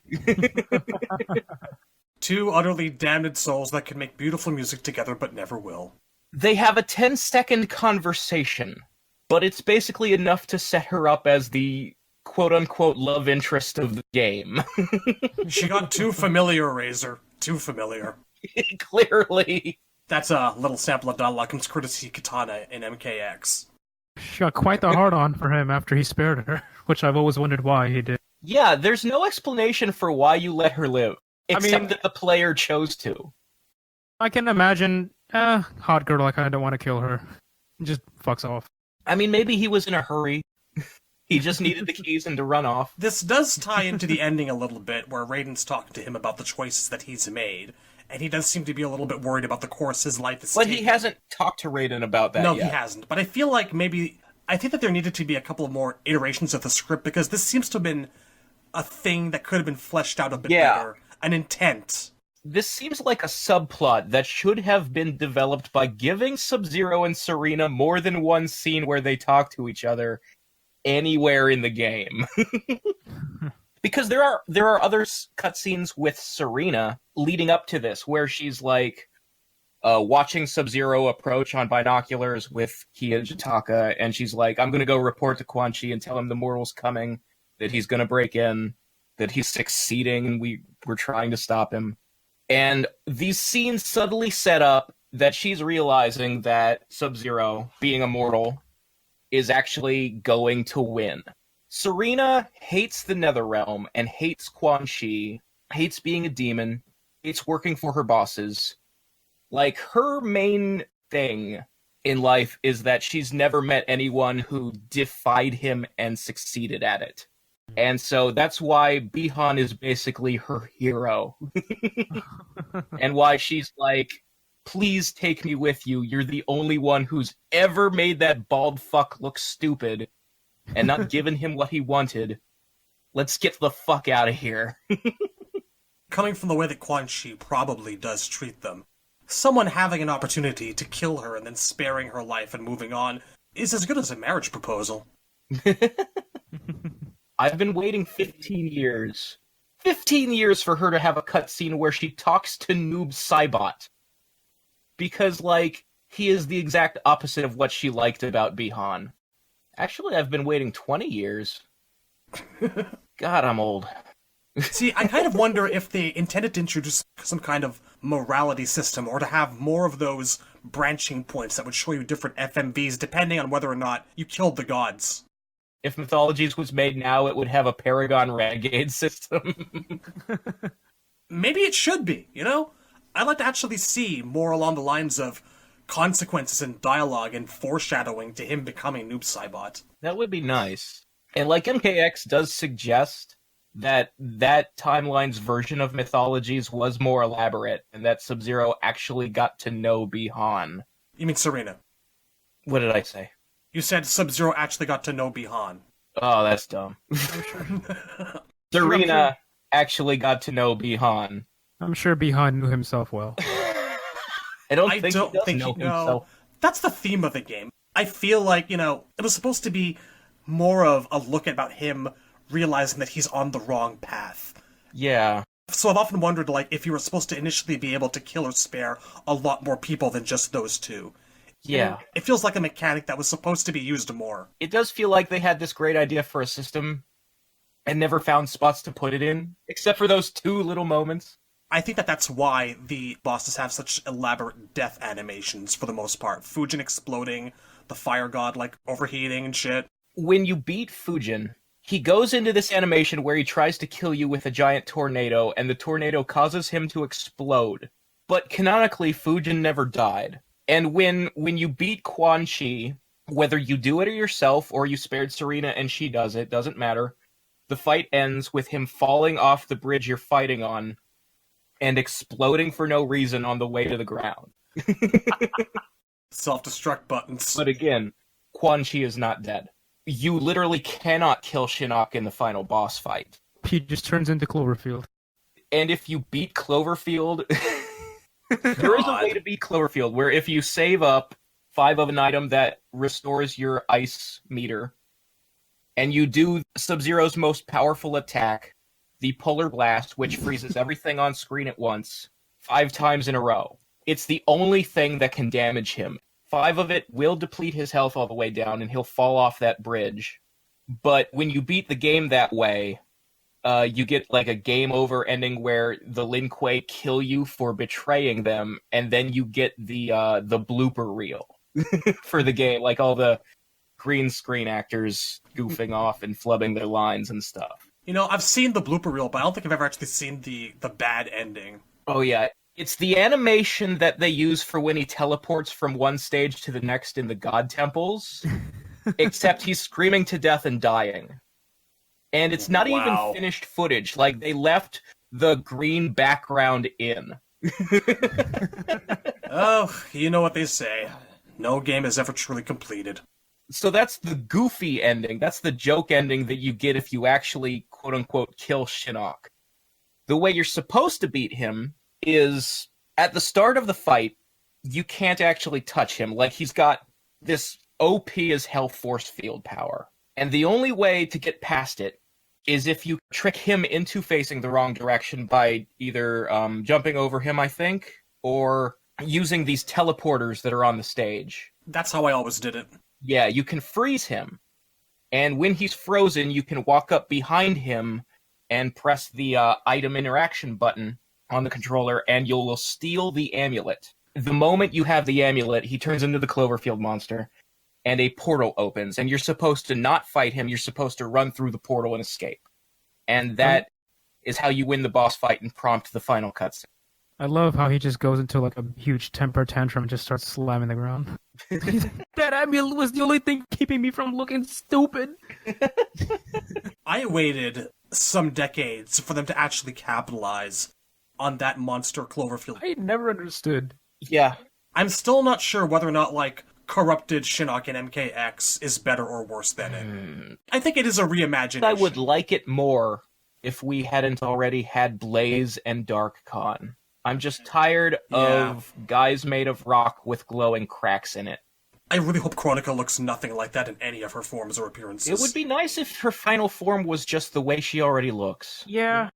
So anyway, there are a lot of guys who die in this game that canonically didn't die. Like, so many boss fights end with the character exploding, and then they come back in MK4. Let's be fair, this set a precedent. Raiden blows up and he comes back and... Well, yeah, but that was an actual story thing. Like, he canonically did kill himself and come back from the dead.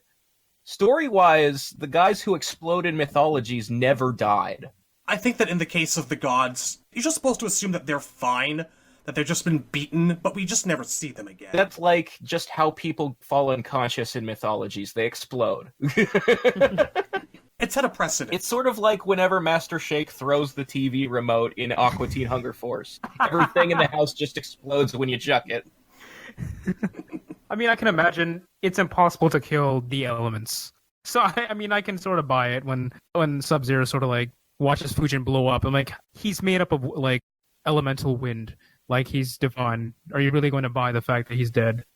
Yeah. I'm pretty sure his divine energy will just reform.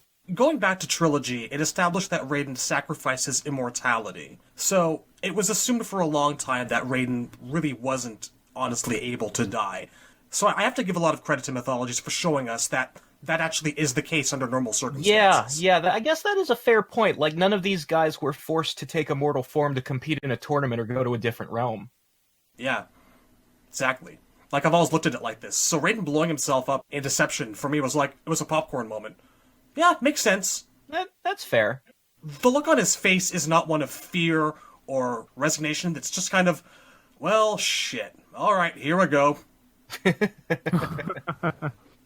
So to the final cutscene in Mythologies, which is important for setting the scene. Before we get to the actual final cutscene, I do want to go back a little bit and just re-emphasize, you fight Serena and either kill her or spare her. There is a cutscene with Quan Chi before you fight him. He makes an offer where he's like, work for me. You're gonna end up down here when you die anyway. Why don't we just skip that part and go straight to the part where you just work for me? Never, sorcerer. Yeah, at this point, Sub-Zero's just being stubborn. He's like, you keep calling me ninja. I don't like you. I'm about to beat you up now. And this is just more foreshadowing. You're going to die. You're a very bad person. You are ending up here. Yeah. So the first time Sub-Zero hears that is after he decided not to kill someone for the first time in the whole game. Careful. I don't want you getting too nice now. You can still untaint that soul of yours. Can't have that. I just wanted to establish, again, that he had no reason to let Serena live, except that she's pretty.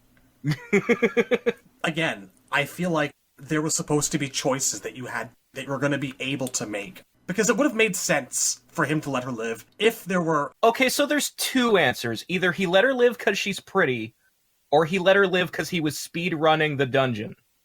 I kind of like the idea that he doesn't like killing pretty girls. Maybe he has like the hots for some chicks. I don't know. I do want to believe that we were led to think that he was supposed to be questioning all the murdering he was doing. It would have been nice if they had set that up before. Yeah. Is all I'm saying. If he'd had any reason at all. As it is, it's kind of an awkward moment. So anyway, you fight Quan Chi. Serena helps. Serena appears to die. We find out later that actually, like, when a demon dies, they respawn in their natural form, which means her demon self without the pretty girl disguise. But at this point, we think she's dead. Fight Shinnok. You get your amulet. You run through the portal. You end up back in the Fire God's room where Raiden is waiting for you. And Sub-Zero is like, here's your amulet, asshole. Aren't you gonna say thank you? Because he's a dick. And Raiden's like, thank yourself for solving a problem you created. Damn asshole. Now get the fuck out of here. And Sub-Zero's like, wait, one last thing. You said that when I die, I'm gonna go to hell. Was that true? And Raiden's like, yeah. But it's not too late to change, dipshit. It's kind of an interesting little moment, the fact that Sub-Zero begins to question himself and, like, his actions. Yeah, a little late, I think, but he does finally get to that point. The problem is, the very next thing that happens in this cutscene is it switches to the Lin Kuei headquarters, where Sub-Zero bows to the Grandmaster and says, what's my next mission? I actually kind of like that. I mean, as someone who's a big fan of irony, it's really nice to, like, see that sort of... Yeah, that's the only way it could have gone, where, okay, Raiden just told me I change, or I'm going to hell. But nobody leaves the Lin Kuei, so I'm just gonna go back and do my job. Yeah, I mean, there's also that. It's also just a matter of, like, I know a lot of people in real life who are just indoctrinated to the point where they won't change, and it's kind of a sad, like, a pity thing for me. Most people never really change. That's just human nature. Even if they know their flaws, they won't. They're just too set in their way. And I really understand that, and I think that's a really strong pity factor I have for Bi-Han, and I think it really makes him likable. So the last thing that happens in Mythologies is Sub-Zero returns to the Lin Kuei, says, what's my next mission? And the Grandmaster introduces him to Shang Tsung, who is there to invite him to the Mortal Kombat tournament. And this was always funny for me because Quan Chi and Shang Tsung in this game are both played by Rich DeVizio. Wait, didn't I kill you before? So it's like, I just got done with Sorcerer Rich DeVizio. What's my next job? Sorcerer Rich Divisio is here to see you. The more things change, the more they stay the same. Motherfucker. This does actually make me wonder, though. This game having been written in the late 90s, after it was already established that the Elder Sub-Zero, Bi-Han as we know him now, was dead and gone. This is already established that he dies during MK1. Yeah. He takes that last mission. Yep. He dies at Scorpion's hand. In MK4, we didn't actually cover this, but Kuai Liang takes up his older brother's armor. Yes, he wears it. He wears the Mythologies costume, and actually Kuai Liang's story in MK4 is that he went back to the temple to apologize to Fujin and them for what his brother did, and nobody was there because they're busy fighting Shinnok. Was that in the comic? Yeah. Yep. I've got to go reread that thing. It's been many years. I think it's mentioned in his bio, but the comic elaborates on it better by actually showing him at the Himalayan temple and being like, where is everybody? There was a weird but interesting like panel in that comic where Sub-Zero was like talking to like an apparition of his older brother or something like that, asking him what the Temple of the Elements were. Yeah, and there's a bit in Kuai Liang's MK4 bio. It says his brother passed secrets on to him that could hold the key to stopping Shinnok. So, like, Bi-Han, because he wasn't decided to be Noob yet, he's not in MK4, but the connection between Mythologies and MK4, it's like implied that Sub-Zero, the new one, is supposed to follow in his brother's footsteps and be the one who defeats Quan Chi and Shinnok. That just didn't happen, so it felt disappointing. It's interesting, though, that he actually passed these things on to Kuai Liang. So in that short time between, those 2 years between the Mortal Kombat tournament and the end of Mythologies, he let him know what the deal was, what he saw, and how to prepare for it in the eventuality that anything terrible went down. Yeah. It's not something that we tend to think about a lot, but that's actually a pretty altruistic thing for him to have done. The thing that kind of bothers me is that there's never been a game where Bi-Han and Kuai Liang actually talk to each other, except for those lines between Cyber Sub and Noob in MK9. We tend to assume that Bi-Han probably didn't have a lot of regard for his little brother, but this is actually interesting. I mean, it seems like he at least would tell him stories about the missions he went on. So maybe their way of bonding, like Bi-Han being both a professional and afraid of the consequences if he ever, like, disobeyed the Grandmaster. He probably kept his emotions bottled in and played things close to the chest and didn't show Kuai Liang, like, a lot of emotion. The fear he felt. Whatever little bit of bonding they did have would have been, I guess, about the job. I can see it as like bottled up, sort of like closed off, but like he still loves his brother, I can imagine. The other thing you get a sense of from Bi-Han is that he's not just afraid to die or afraid to be punished if he betrays the Lin Kuei or, you know, he's also jaded because he's been an assassin for, like, he has a full career. He's in his 30s. He's seen a lot of death. And so he probably figures anyone I get close to is just going to end up dead anyway. So maybe he was keeping his distance from Kuai Liang, like, not getting attached because he didn't want to be sad when he eventually died. Oh, that makes me sad. We're getting into armchair analysis and psychological All evaluation. speculation now. I want it to be canon so bad that I'm willing to buy it. I do think it's likely that he has some pretty strong emotional walls set up. Yeah. I don't see him as a particularly friendly person. No, it's all bottled up and closed off. I could totally see that. And I think that is actually, like, the main reason Smoke is set up as, like, Sub-Zero's best friend, is because Bi-Han was never that for him. Yeah. I don't think. Yeah. A brother figure. The fact that it's kind of like more of a I don't want to bond with you because I don't want to be sad when I lose you thing, it just makes it tragic in a sense. You feel sorry for both Kuai Liang and Bi-Han, and that the reason they never bonded was just over Bi-Han's fear of losing people he's close to. You have to remember that the first thing we know about either of the brothers is that they were taken from their mom and sister and never saw them again. Yeah. Very miserable family in history he's got going on. Okay, so I suppose now we do the time skip a bit, move forward in time, and we come up to the Deadly Alliance period. Yes. Now, Noob is not in the standard versions of the game. No. However, he does show up in Tournament Edition which is kind of a small expansion of what's going on there. Deadly Alliance Tournament Edition is the Game Boy Advance version of the game, Yes. and it contains 3 extra characters that the base game never had. Noob Saibot, Serena, and Sector. All 3 of them have bio and ending material that appears in Deception and Armageddon, so we know that their roles in this game are, in fact, canon. And in Noob Saibot's case... has a very huge role. Yeah. So first I'll just read what his bio says. Still under orders from Shao Kahn, Noob Saibot was commanded by the Emperor to eliminate any groups or individuals whose power might pose a threat to Shao Kahn's rule in Outworld. Many would-be leaders have been slain by the Dark Ninja, but his current target will be his most challenging. Now, the wording of that is super interesting to me because, like... So this has this sort of running theme Deadly Alliance has going on with, like, trying to ignore MK4 as much as possible and picking up where MK3 left off. Noob Saibot does sort of, like, give testament to that. It's kind of interesting. Yeah, he just kind of jumps from working from the Brotherhood to going back to Shao Kahn, and they don't explain why.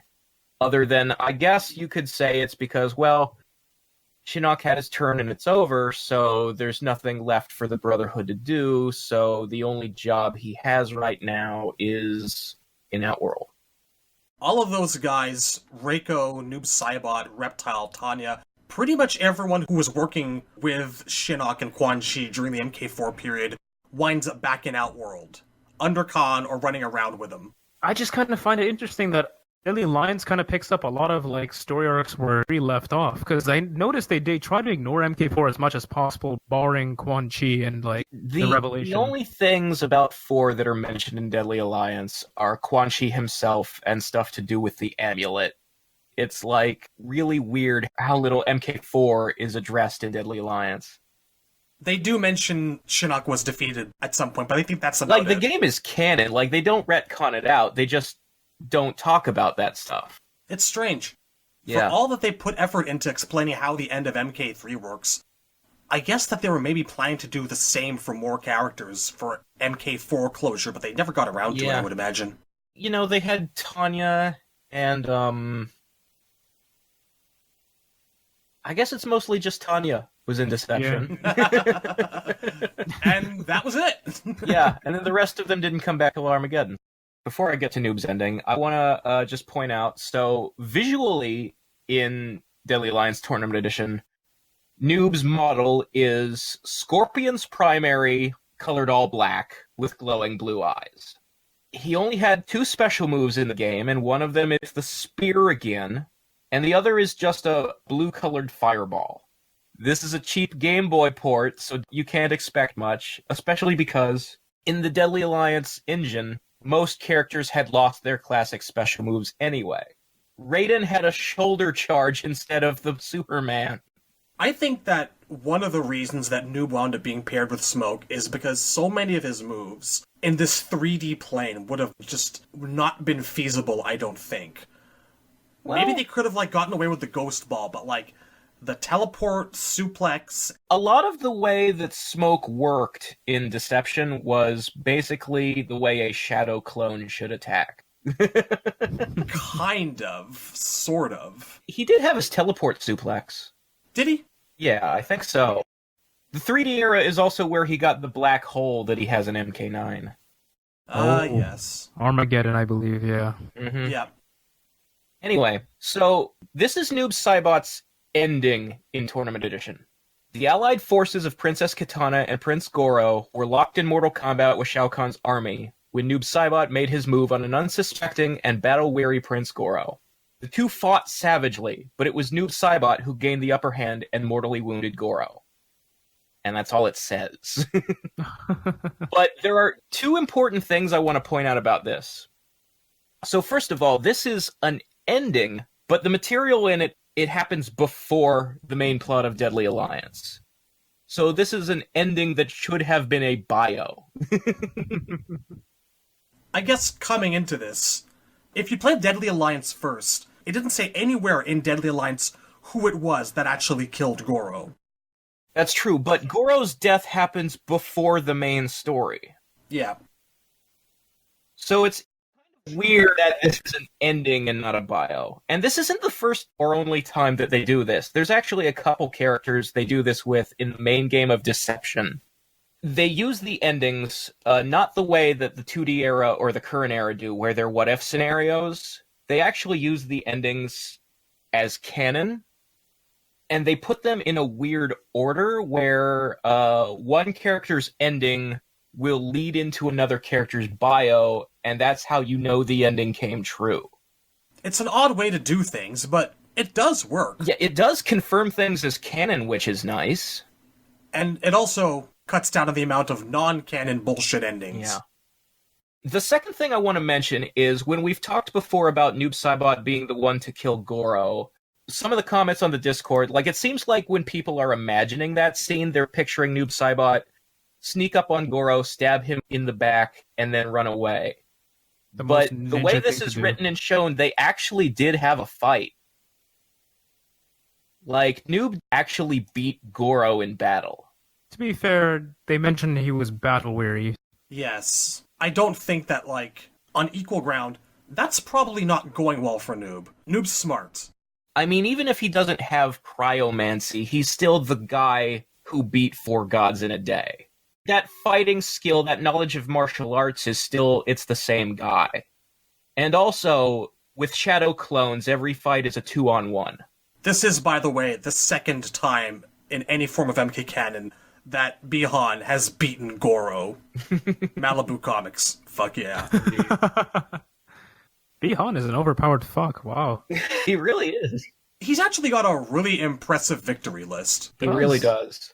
So, I actually really like the fact that in Tournament Edition it kind of sets up this mystery of who actually was the one to kill Goro, and it's revealed it's him. Yeah. It's one of these things that actually contributes to him being one of the more fleshed out and more interesting characters, because he's got the game of his own, and the revelation coming up, and now he's got this. He's had opportunities to accomplish a fair bit over the ages. And it's the little things that add up in the long run, you know? Moments like this. It's funny how important Noob Saibot is, considering how few games he's actually, like, main roster or has his own moves and bio, you know? Yeah. So, I guess we'll go from here, forward a little bit, into Deception. According to Deception, Quan Chi has just been blown up by Raiden in their failed attempt to stop Onaga. So Quan Chi is dead. Shao Kahn, everybody thinks, is dead. And Shinnok, Noob's Deception bio treats it like Shinnok is quote-unquote gone or somehow out of the picture. With all of my masters out of the way, I am at long last free to pursue my own destiny. And so Noob gets his hands on Cyber Smoke, who's deactivated and lying in Shao Kahn's dungeon ever since MK3, or his treasure room. The abandoned fortress of Shao Kahn. Yeah. Smoke has been lying in an abandoned fortress for God knows how many years. And Noob Saibot somehow has the technological wherewithal to reactivate Smoke. And to restore his programming, because we're pretty sure Smoke was free at the end of MK3 before he was defeated and captured. There is a little bit of evidence to suggest that Noob is capable of this. Remember that Tobias's comics showed fighter pilot Smoke, and Sub-Zero had a business card, and the Cyber Initiative is a logical jumping point from that. So I think it's actually very likely that in the Lin Kuei, you are trained with a working grasp of technology. Probably get a couple of coding classes. Who knows? Yeah, I mean, so Tobias's comic said that Bihan wasn't into technology, that he was kind of resisting the modernization of the clan. Yeah. But later games seem to reverse that, where Kuai Liang was the traditionalist, and Bihan didn't really care one way or the other. And in fact, this would suggest that Bihan does have some competence with advanced tech. So he reactivates Smoke and reprograms him to be loyal to himself. And Noob's plan...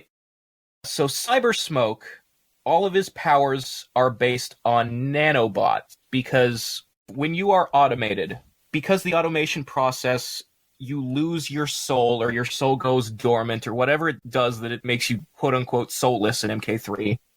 when that happens, they lose their powers. And so all of the cyber ninjas had to be outfitted with technology that imitated their superpowers. So when Cyber Smoke makes clouds of smoke, he's actually releasing swarms of nanobots that are pretending to be smoke. Nice. It actually says that in the text. This is canon. Cyber Smoke runs on nanobots, and Noob's plan is to take Smoke down into the Netherrealm and infect all the demons with nanobots and make them his slaves. And have an entire army of cyber demons, and that's his plan to take over the Netherrealm.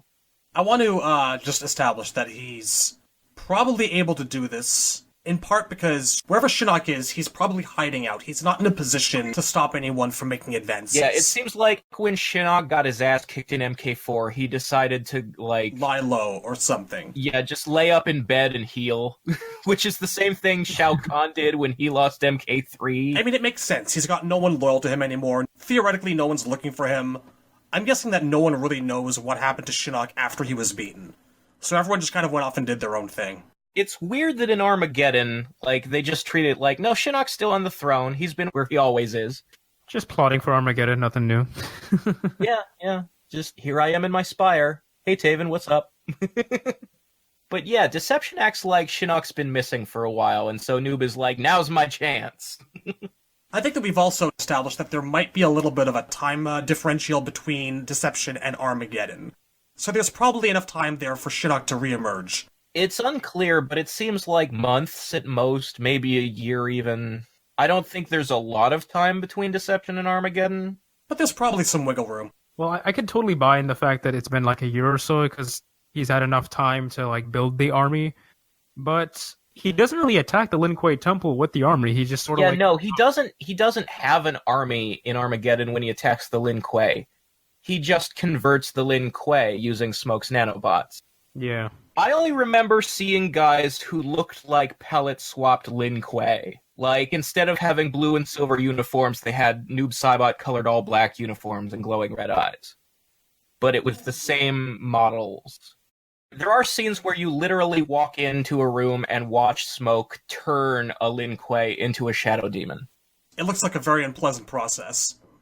Yeah. The eyes, for some reason, are differentiated from the rest, because most of those corrupted Lin Kuei had, red eyes, and that Smoke corrupted had, blue eyes.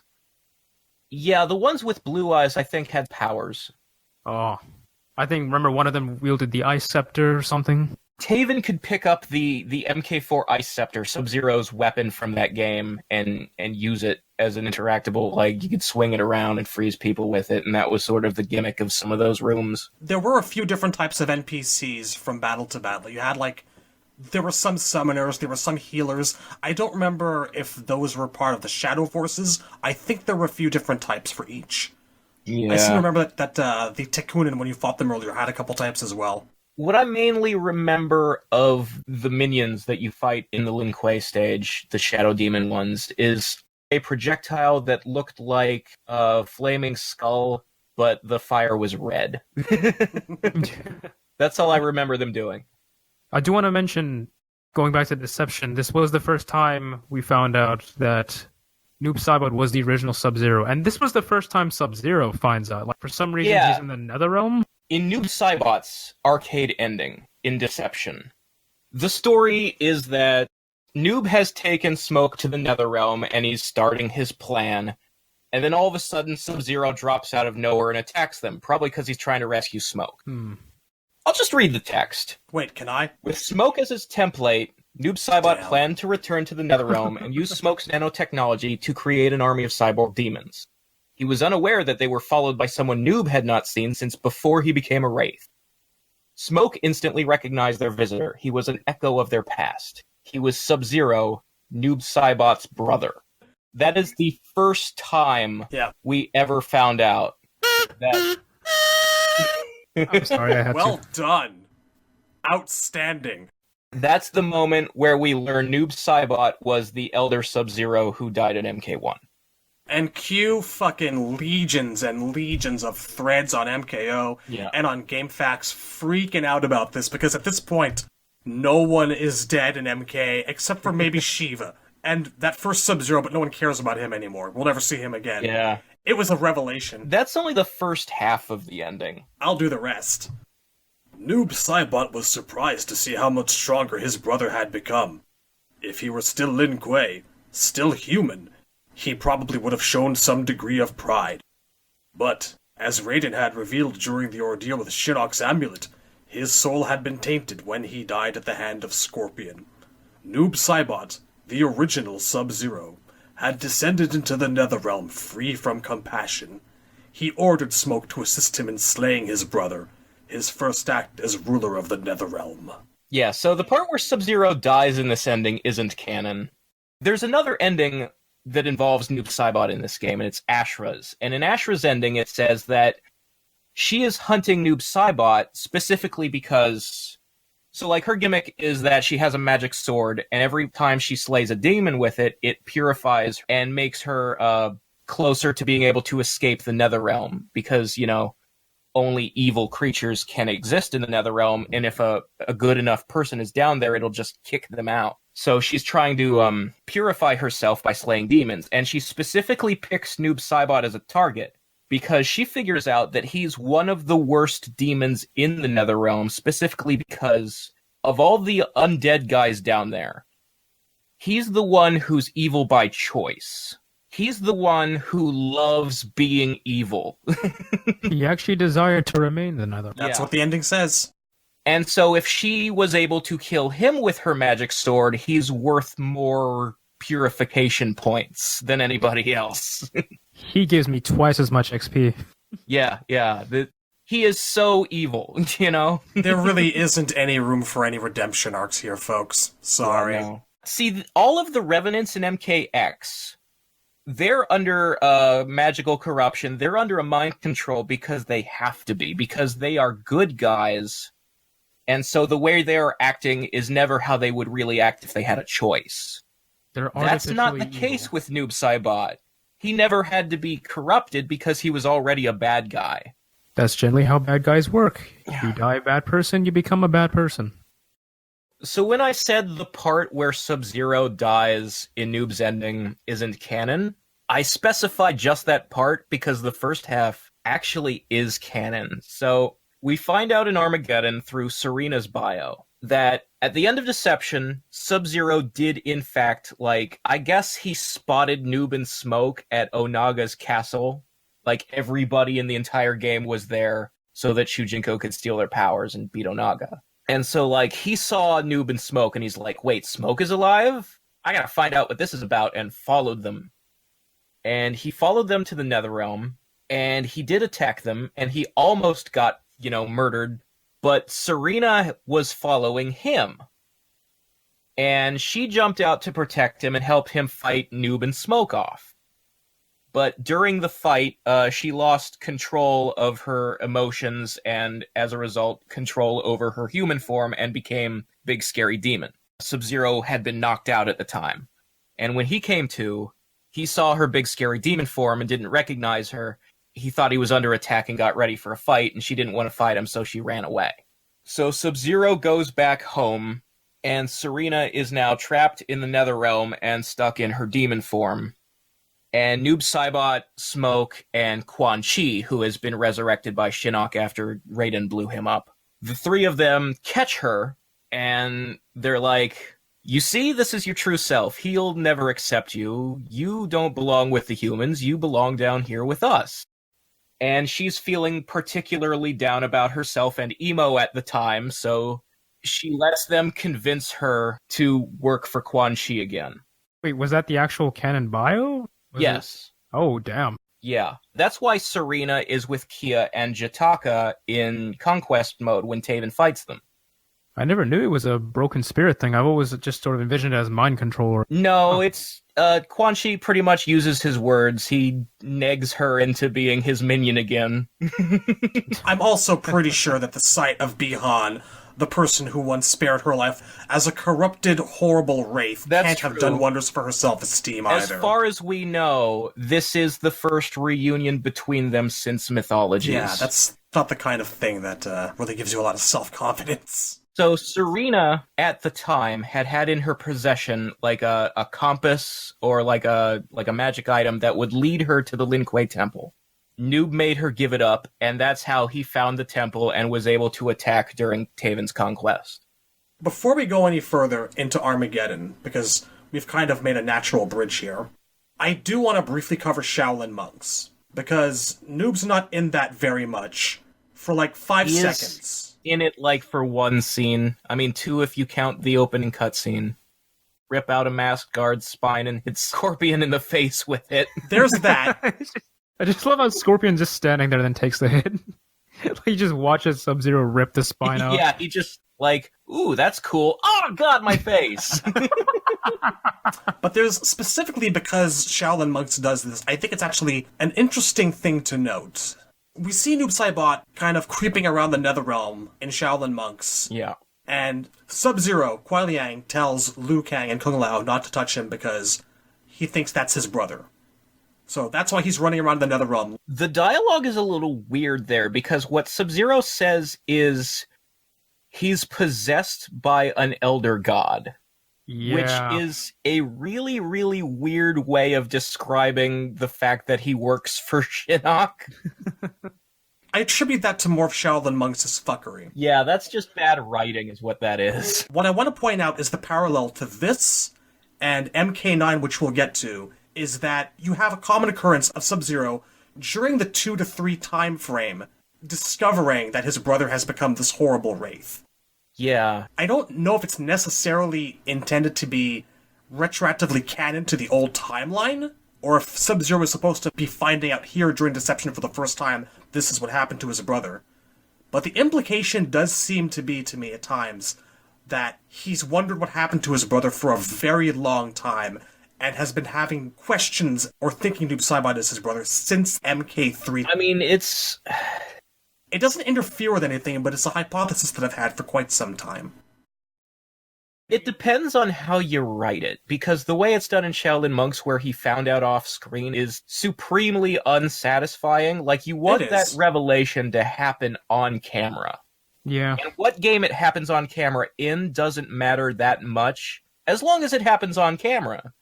I feel like for like personal drama issues and just like Sub-Zero's story arc being the most prevalent during MK4, I feel like if you were rewriting it... Yeah, especially because like MK4 already contains so many revelations that it does really fit in there. Like, Scorpion finds out what really happened to his clan in 4. And, you know, Quan Chi is the main villain in 4. And that would be, I think, the best time. Because the 4 we got...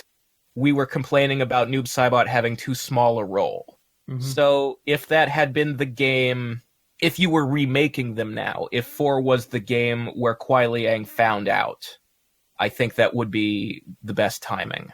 Yep. I would agree with that. You know what? We gotta learn how to work with Mugen and write our own endings. We really do. I think that a lot of us could probably whip up a version of like MK 1 through 4 to trump them all. All we need is a programmer. Yep. I mean, I'm already a quarter of the way done. I don't want to plug my own fan fiction, but read my fan fiction. Okay, back on track. Armageddon. Attacking the Lin Kuei Temple is kind of all he does in Armageddon, and like Taven knocks him out. So first Taven defeats Smoke, and Smoke just fucks off, just teleports away. And then he knocks out Noob Saibot, and Sub-Zero actually, like, captures Noob because Taven knocked him out. And he's like, he tells Taven that his plan is to try and restore his brother, like, remind him who he is and make him good again.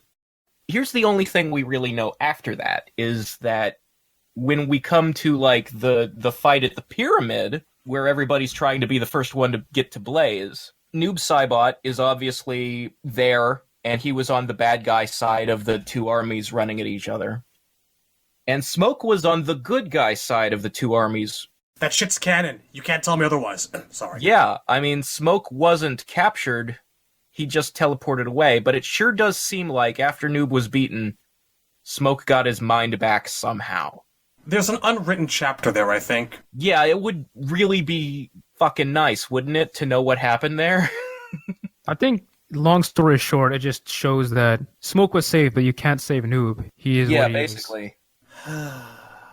It's just, All this off-screen shit.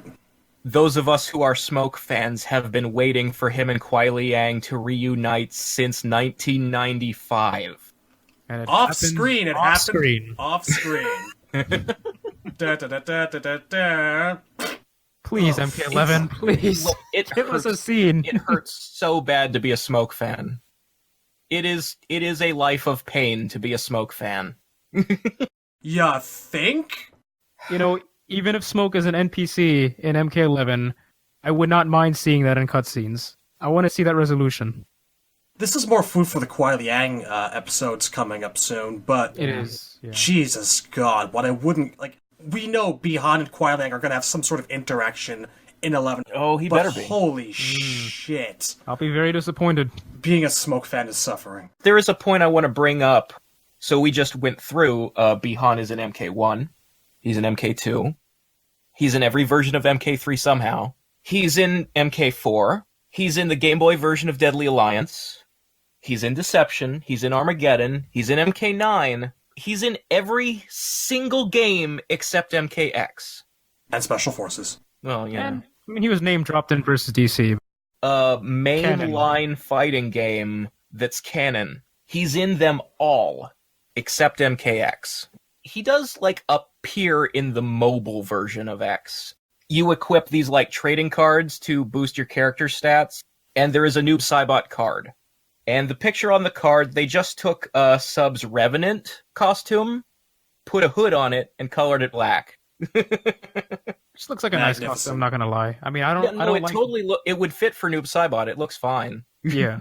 In terms of palette swapping things around and well to the modern era, I guess it's nice that Noob still has a little bit of that tradition going, in a way.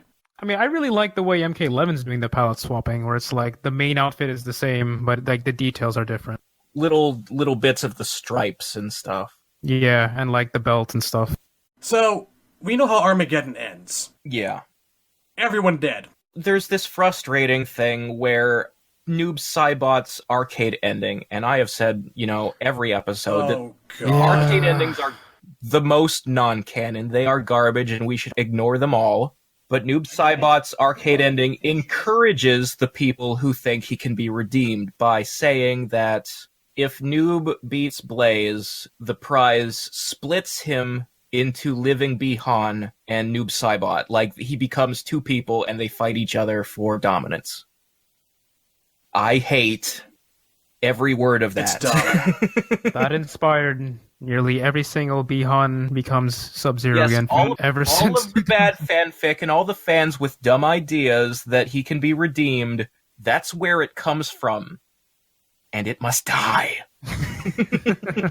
So the ending in question reads as follows. With a flash, Blaze was defeated and Noob found he was no longer standing atop the ancient pyramid, but in the center of a darkened arena. From the shadows, a figure slowly emerged. It was Sub-Zero, the warrior Noob had been before being slain by Scorpion. He had come to regain control of their divided soul. The two clashed, but neither could best the other, and in the end, what emerged was a being that was neither Noob Saibot nor Sub-Zero, but something new. So, this doesn't even imply that Sub-Zero is coming back. It's actually even worse, because it implies that living Bi-Han and Noob Saibot are two different personalities, and that they are given the chance to fight for control of the body. And that goes completely counter to who Noob Saibot is as a person, which is, he's not a corrupt version of Bi-Han. He's just the real Bi-Han. He's Bi-Han unleashed. Yeah, he's Bi-Han who has stopped being afraid of things, and stopped lying to himself, and stopped making excuses. He's Bi-Han who has accepted that he's a bad guy, and decided to have fun with it. And so to say that the living Sub-Zero is a separate personality is so bullshit. To not fear death, you must become death itself. As a Bi-Han fan, that's offensive to me. Because, like I said, it encourages the worst fanfic.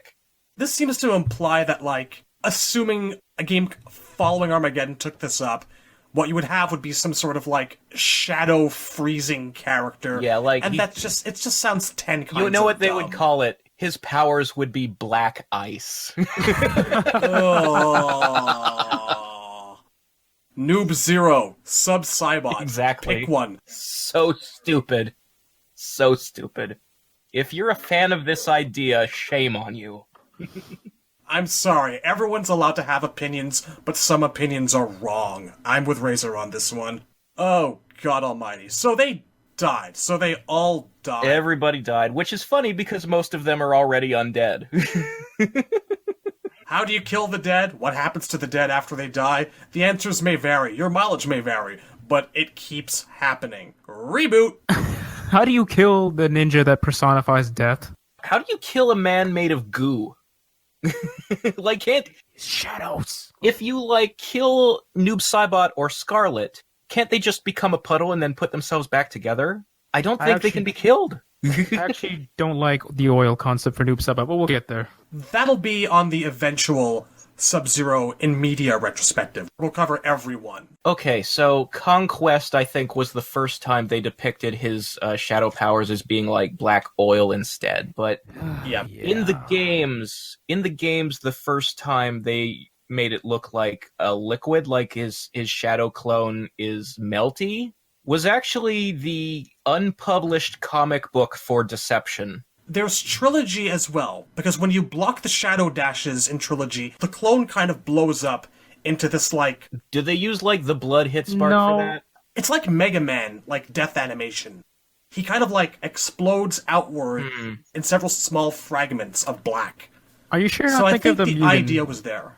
No, I'm not. I'm really not. I have to relook those animations, because I need to play some Trilogy later. Well, I know that Noob Saibot, because MK3, they were having fun with the fact that they could make blood different colors. They gave Noob black blood, and that became canon for him. Yeah. I like the liquid shadow concept, because, like, when you're trying to, like, artistically depict shadows coming to life, there's a couple different ways you can do it, and most of them look like smoke. And we already have a character for that. When it becomes a thing, it has a liquid in between state. I actually like that. Unique and interesting looking. It The way fits that- with the fact that he, like, bleeds black.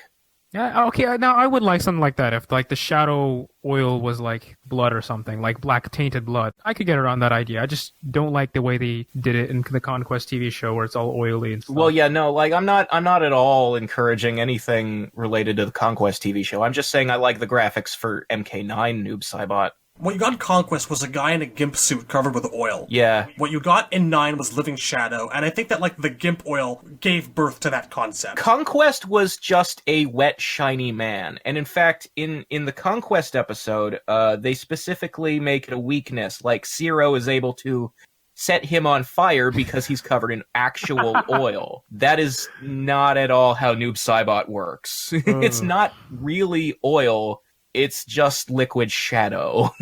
It's not a flammable, it's not petroleum. MK Annihilation, where, like, their conception of Noob Saibot was just some sort of shadow warrior that melts off people. That's true.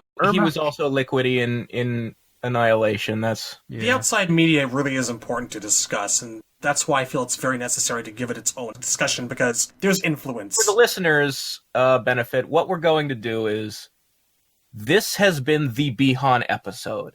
The next episode will be the Kuai Liang episode, and we're just talking about the games. And then there will be Kuai Liang will probably be a two-parter. There's no way that it can't be. With the stuff that we talk Yeah, about... no, because Scorpion was a three-parter, so Kuai Liang is going to be at least two. Kuai Liang is the single most developed character in all of Mortal Kombat, and we have a lot He to say really about is. He's And arguably the best we're gonna explain why over at least two parts. But the last episode of the Sub-Zero series will be both of them in adaptation media, so like Malibu and the TV shows and the movies. That's how we're gonna do it. That's the plan. So, now we move to MK9, and the reason that we're not going to be doing, like we usually do, one episode in the new timeline, one episode in the old timeline, is because, like we said, he's not an MKX at all, and his appearance in 9 is all we really have to discuss. Yeah. The only thing we could possibly talk about in X is that there's a single line of dialogue between Sub-Zero and one of the Revenants, I think it's Kung Lao, Kung Lao. which implies Noob is still alive. He asks, "Have you seen your brother lately?" and Sub-Zero responds, Noob Saibot's whereabouts are unknown. And then he waits for you on the other side or something like that. And that's the whole intro. And that's the only time Noob Saibot is mentioned in MKX. Which did spark a lot of fan theories about him being in the void, even though technically that doesn't make sense, because wasn't the Soulnado like a portal to Outworld? We can talk about that when we get to the Soulnado scene, but the other side is a common euphemism for being dead, for the afterlife. So it could just mean that Noob is in the Netherrealm. Makes sense. But the point is, that did get a lot of people's attention who thought that Noob was destroyed in MK9. So it's hope for he's still alive, you know? It seemed to be pretty final. Yeah. But let's cover 9 before we get there. Yeah. And we'll close the show with that, our favorite looks and, fatalities. Well, maybe next time. We'll see. Alright, so, reboot. Hit that reboot button. It is time for 9. Which luckily we do not have much to be angry about, because well, they didn't really change Noob Saibot that much, or Bihan rather. They changed one significant thing. And it's that... his objective. Yeah, Sub-Zero's reason for attending Shang Tsung's tournament. Instead of in the old timeline, where he was invited because all the strongest warriors on Earth have to be invited, and as a bonus, he was planning to assassinate Shang for money. They changed that to saying that Shang had hired him, Sector, and Cyrax to eliminate other warriors from the tournament. So he was actually on Shang's side this time. As we know from Bo Right Show, where you are born is supposed to determine what you can fight for. Yeah. This is why Bo does not compete. So there's an excuse you can make to get around that, because there are several people fighting for Shang in MK9 who are not from Outworld. And the excuse you can make is that all of them would have been ordered to forfeit if they got to Goro. But that's still stupid, because it's blatant cheating, and the Elder Gods don't interfere with much. But the one thing they will do, the one thing they will get involved for, is if the rules of the tournament are being broken.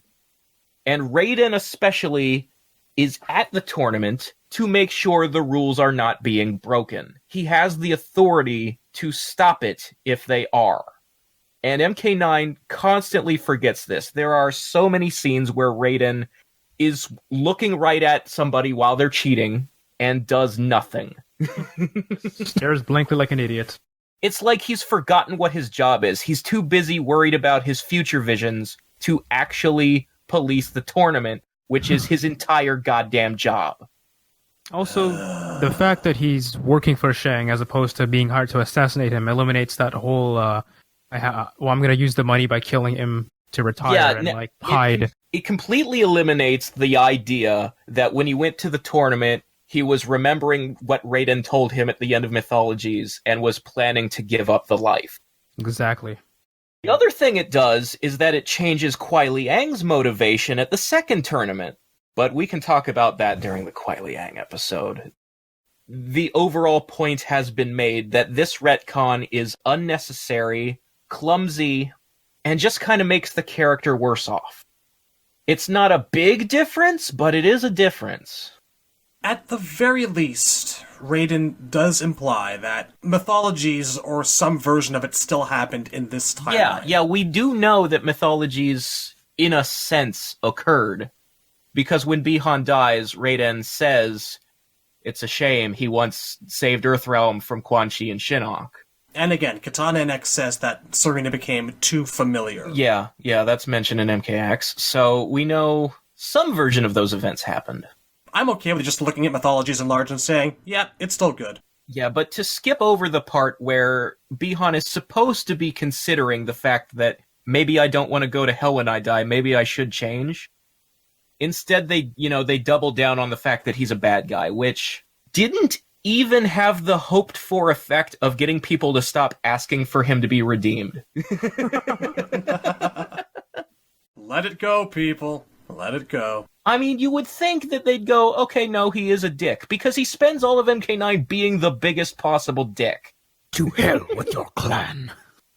He actually only gets 2 lines, I think, before Scorpion actually offs So him. the first time he really, like, has any speaking dialogue or anything is, during Sonya's chapter, she's trying to break Jax out of Goro's lair. And Shang walks in and he's like, hey, you've got a tournament match. You're gonna fight Sub-Zero. And Bihan appears in the room. He, like, teleports out of ice, which I still think is the weirdest, dumbest thing. Like, how does that even work? Okay, I want you to wait here. Wait till the girl comes. And then when she's about to bust him out of the bars, I want you to come in. So, yeah, like, he wasn't even in the room. How did he know he was being summoned? So anyway, Sub-Zero appears, and he says, I actually like this line. He says, you will feel death's cold embrace. Like, it's a very Bihan line. It's almost a Mr. Freeze pun, but it's not funny. It's just kind of dark. Listen, I think that we have to accept that the Lin Kuei teach puns 101. Look, you can't have ice powers and not know the pun. You just can't. I'm just saying that nobody gets to complain about where there is smoke, there is fire anymore. Come on, Sub-Zero's just cool like that. But there wasn't fire. There was no fire. The fire's in his heart, you bastard! Alright. It's gonna burn this motherfucker up. It's gonna tear this motherfucker down. I want Smoke to be in a game with intros so that somebody can start the intro by asking, whoa, buddy, where's the fire? I've said this before. I want Malibu Smoke to be canon. I want him to say stupid shit all the time. He's the guy that thinks he's funny, but he's actually not. After MK9, I do kind of picture Smoke as thinking he's funny. I came away with that too. Yeah. At last we agree on something. But anyway, so... What were we talking about? Okay, no, I remember. So Sub-Zero fights Sonya and loses, which, I want to point that out, this was an official tournament match. Shang Tsung said so, and he was there to see it. Sub-Zero lost. So the next time we see Bihan is Scorpion's chapter. He's been asking for a chance to fight Bihan the entire time. And Shang keeps going, wait your turn, you have to fight this guy and this guy and this guy, that's what you're here for.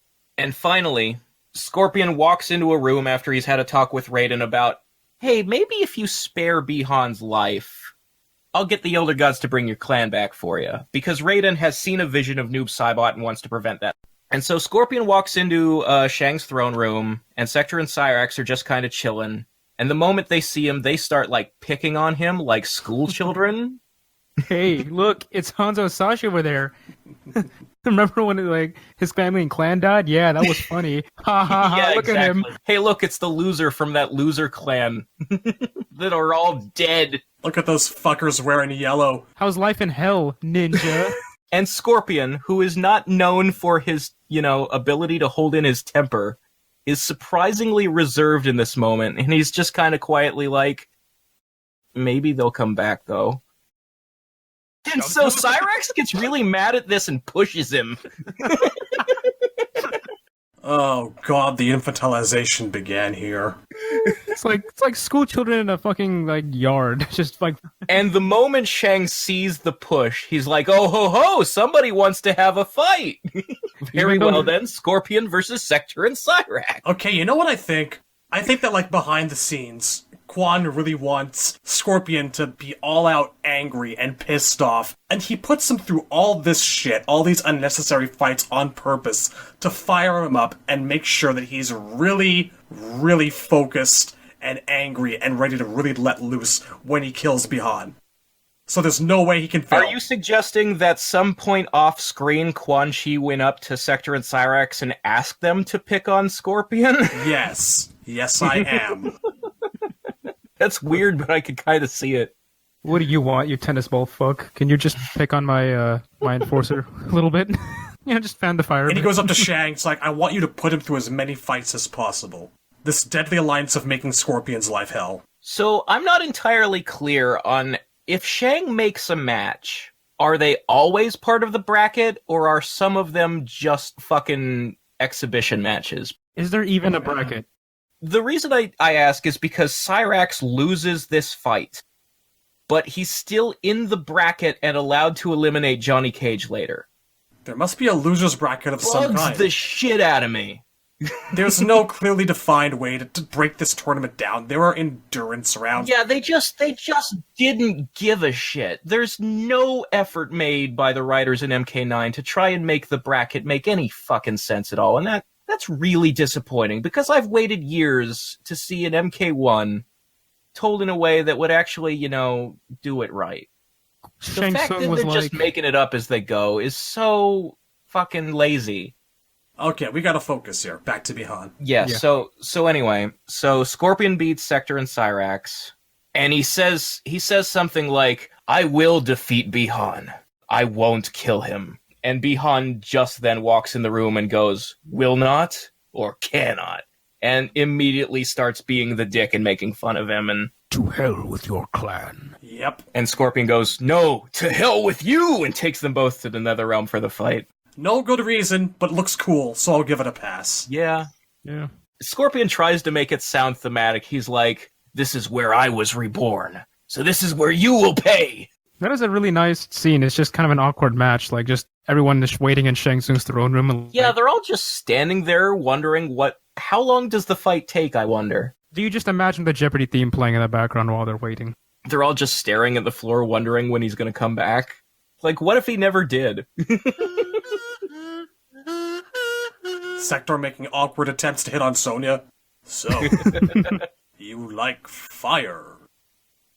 I like fire too. Want to check out these missiles? Alright. So we know how that ends. Yeah. And for any problems that we have with MK9, it did a lot of justice to the Scorpion versus Sub-Zero moment, and the Toasty was great. It was one of the better written parts of all of story mode. They knew that a lot of people were looking forward to that. The fact that it kind of happened in the middle of the bracket instead of at the very end while Liu was fighting Shang, they did a decent job with it. I mean, I'm kind of bothered about the fact that in the old timeline, he even killed him after the tournament was done anyway. The whole enemy setup just seems to be begging for them to be put together against each other in the tournament anyway, and I feel like this is how it should have happened. I can see I'm it. happy with this. I kind of like the idea that Scorpion talked a big game about honor and then ended up going, "I missed my chance, but fuck it, I'm gonna do it anyway." Just because, it sort of adds to the tragedy of the character if he's, trying to restore his honor and trying to redeem himself, and circumstances or Quan Chi directly keeps, fucking him over and corrupting him more. Yeah. Scorpion is, a tragic hero. That's his thing. He went to hell when he died, but we still see him as kind of a good guy. So there's got to be, a trade-off for that. Yeah, and just the scene, I think, is more appropriate. The fact that the island is crumbling, it just makes it the background. It would look cooler if they were fighting during an earthquake.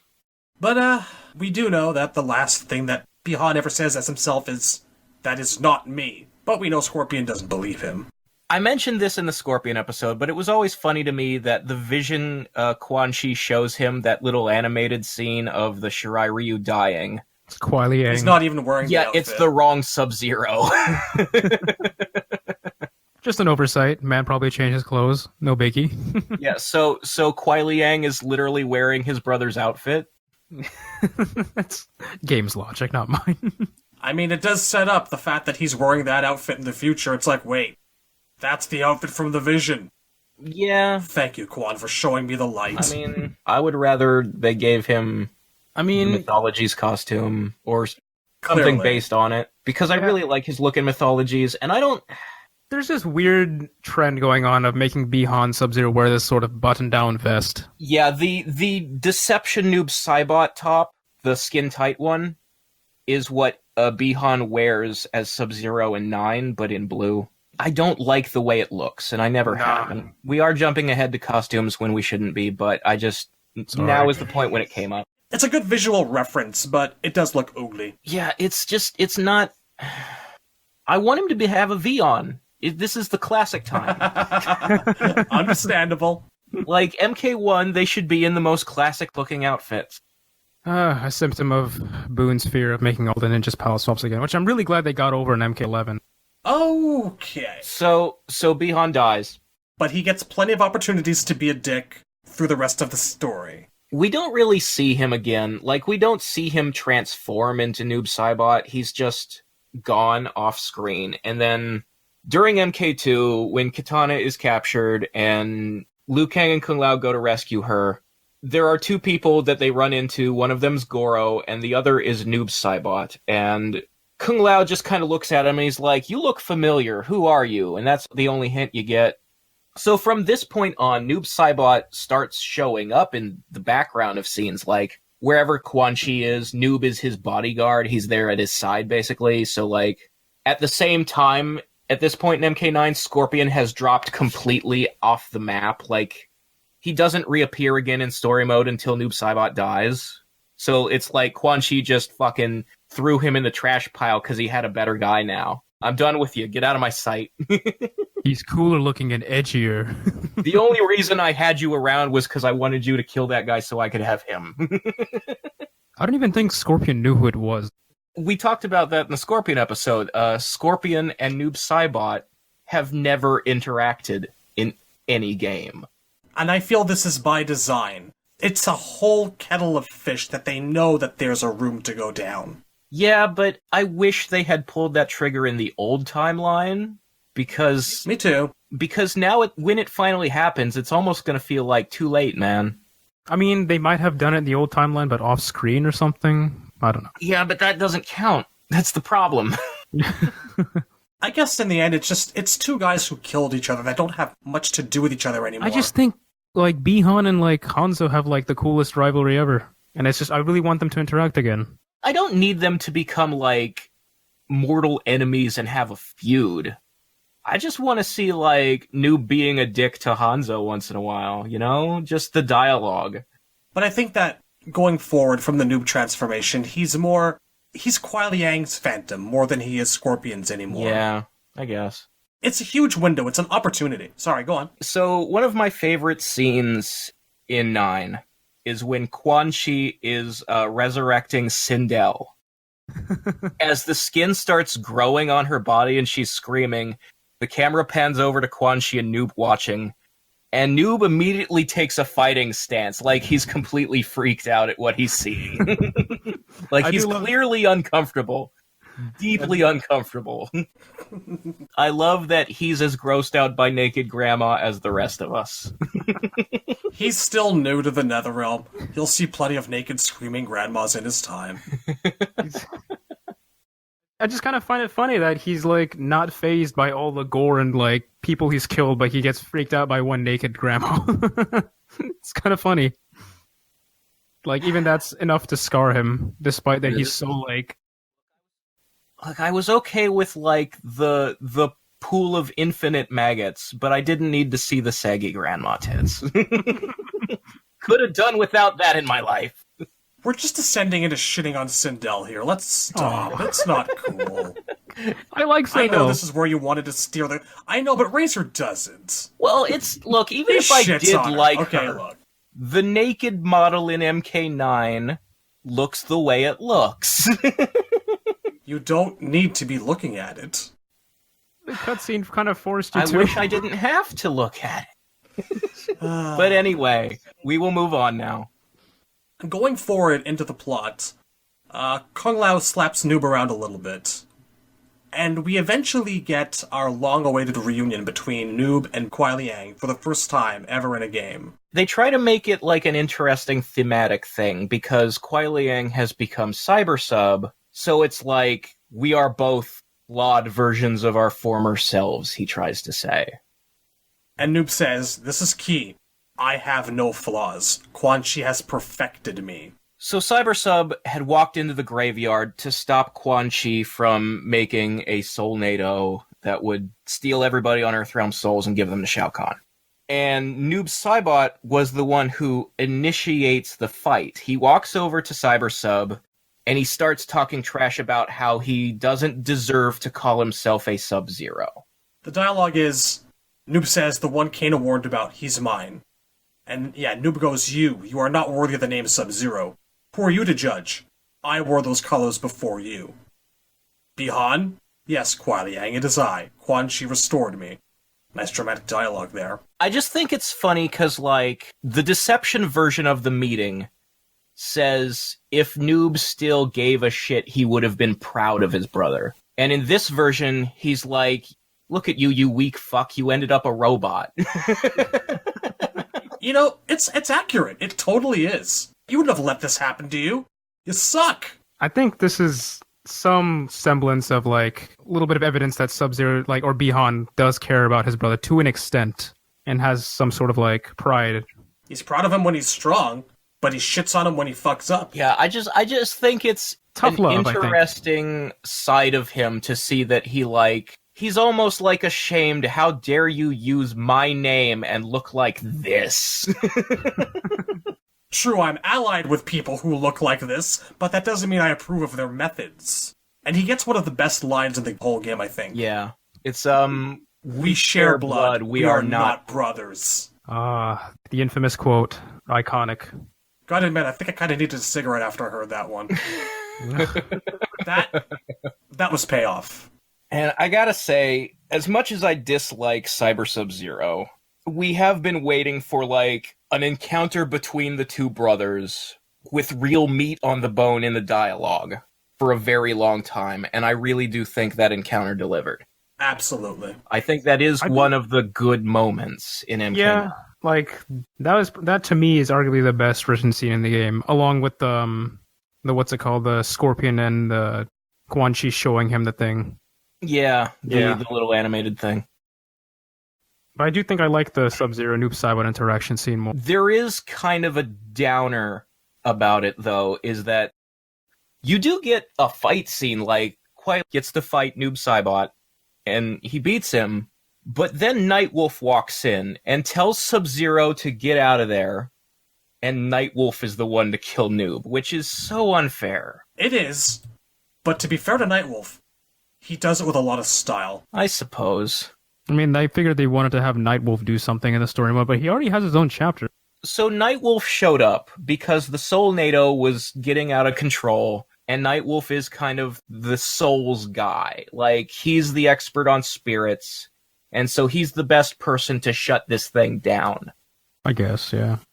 But considering that his method of shutting it down was just to throw somebody into it, I kind of feel like Sub could have done that. Throwing someone into a Soulnado is an ancient Lakotan tradition. Only he had the knowledge. Alright. Okay, no, seriously, I just want to mention briefly that, reading the script now, I've been, like, lobbying for Nightwolf to be Canadian for, like, years and years, but if he's actually Lakotan, I'm pretty sure that that's an American region, so I will step down. The Lakota territory, does extend, I think, all the way up into North Dakota and to the Canadian border. So you're telling me there's a chance? I think there's a chance. Pila Maya. That's thank you in Lakotan. I'm reading that script right now. I mean, I wouldn't put money down, but... There is fanfic for that. And headcanons. I would not object to it. Okay, so that's the end of Noob Saibot in 9.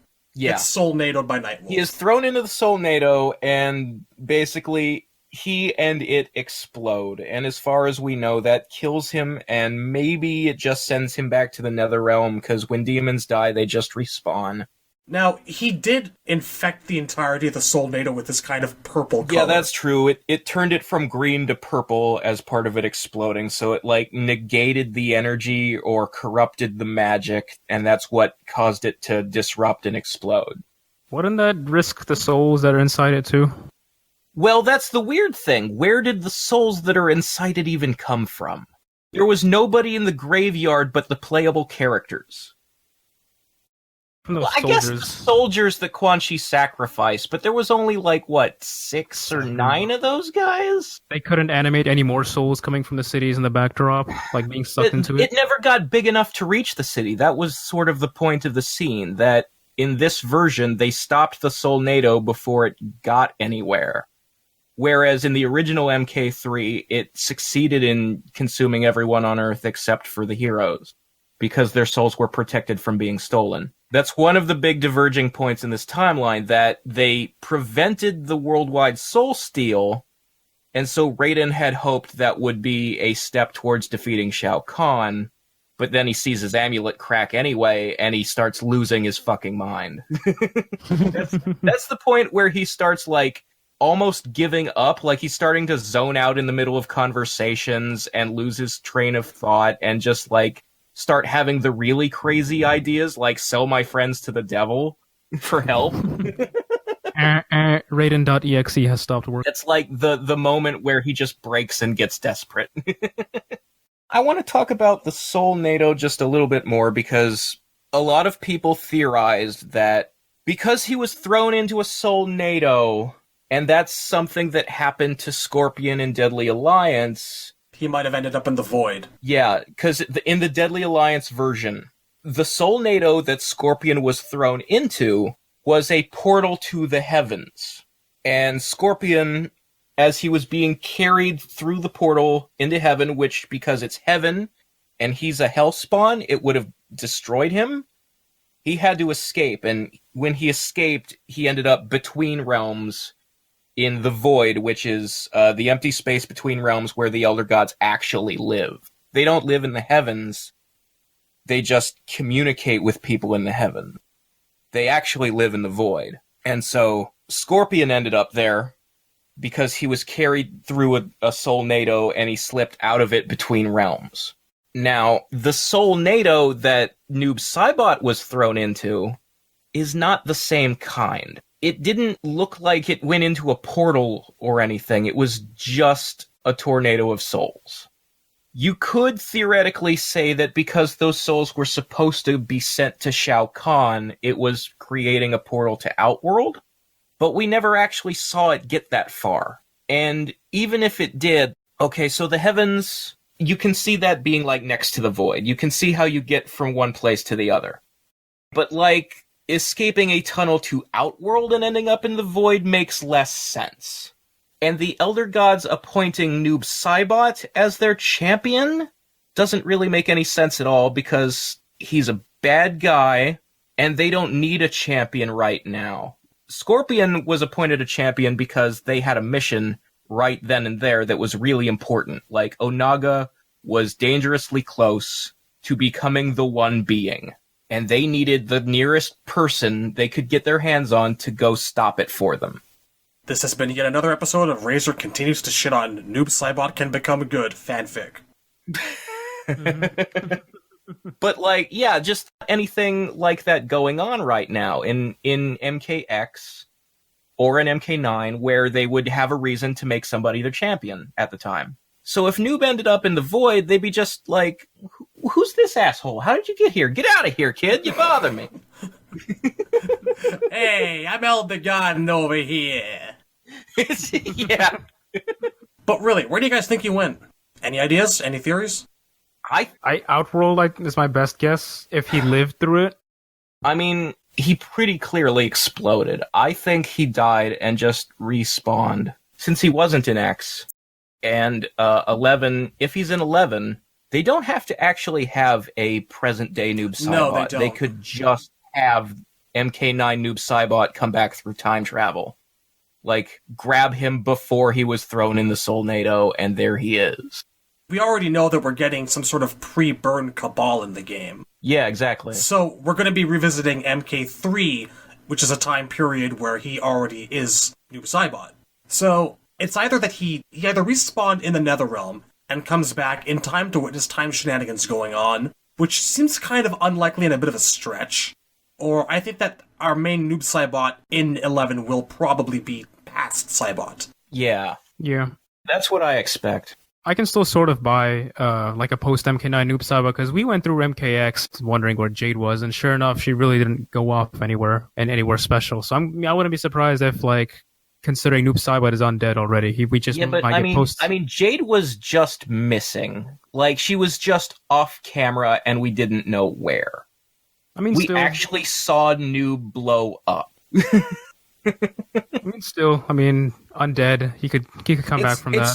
It sort of reminds me of people swearing up and down that Quan Chi escaped through a portal when Raiden exploded in Deception's opening. No, Quan Chi definitely exploded on screen in Deception's opening, and Noob Saibot definitely exploded on screen in MK9. I mean, for all it's worth, I would much rather have old timeline Noob Saibot back. I don't think that there's much room for him to go right now. I think there's still one open slot. At least one. Assuming that we were to see events post MKX, what's he gonna come back to? He's gonna see both his brother and his murderer having led successful clans. And having tea parties with each other. Yeah, there's a lot for a Noob to, like, comment on. You know what I think, actually?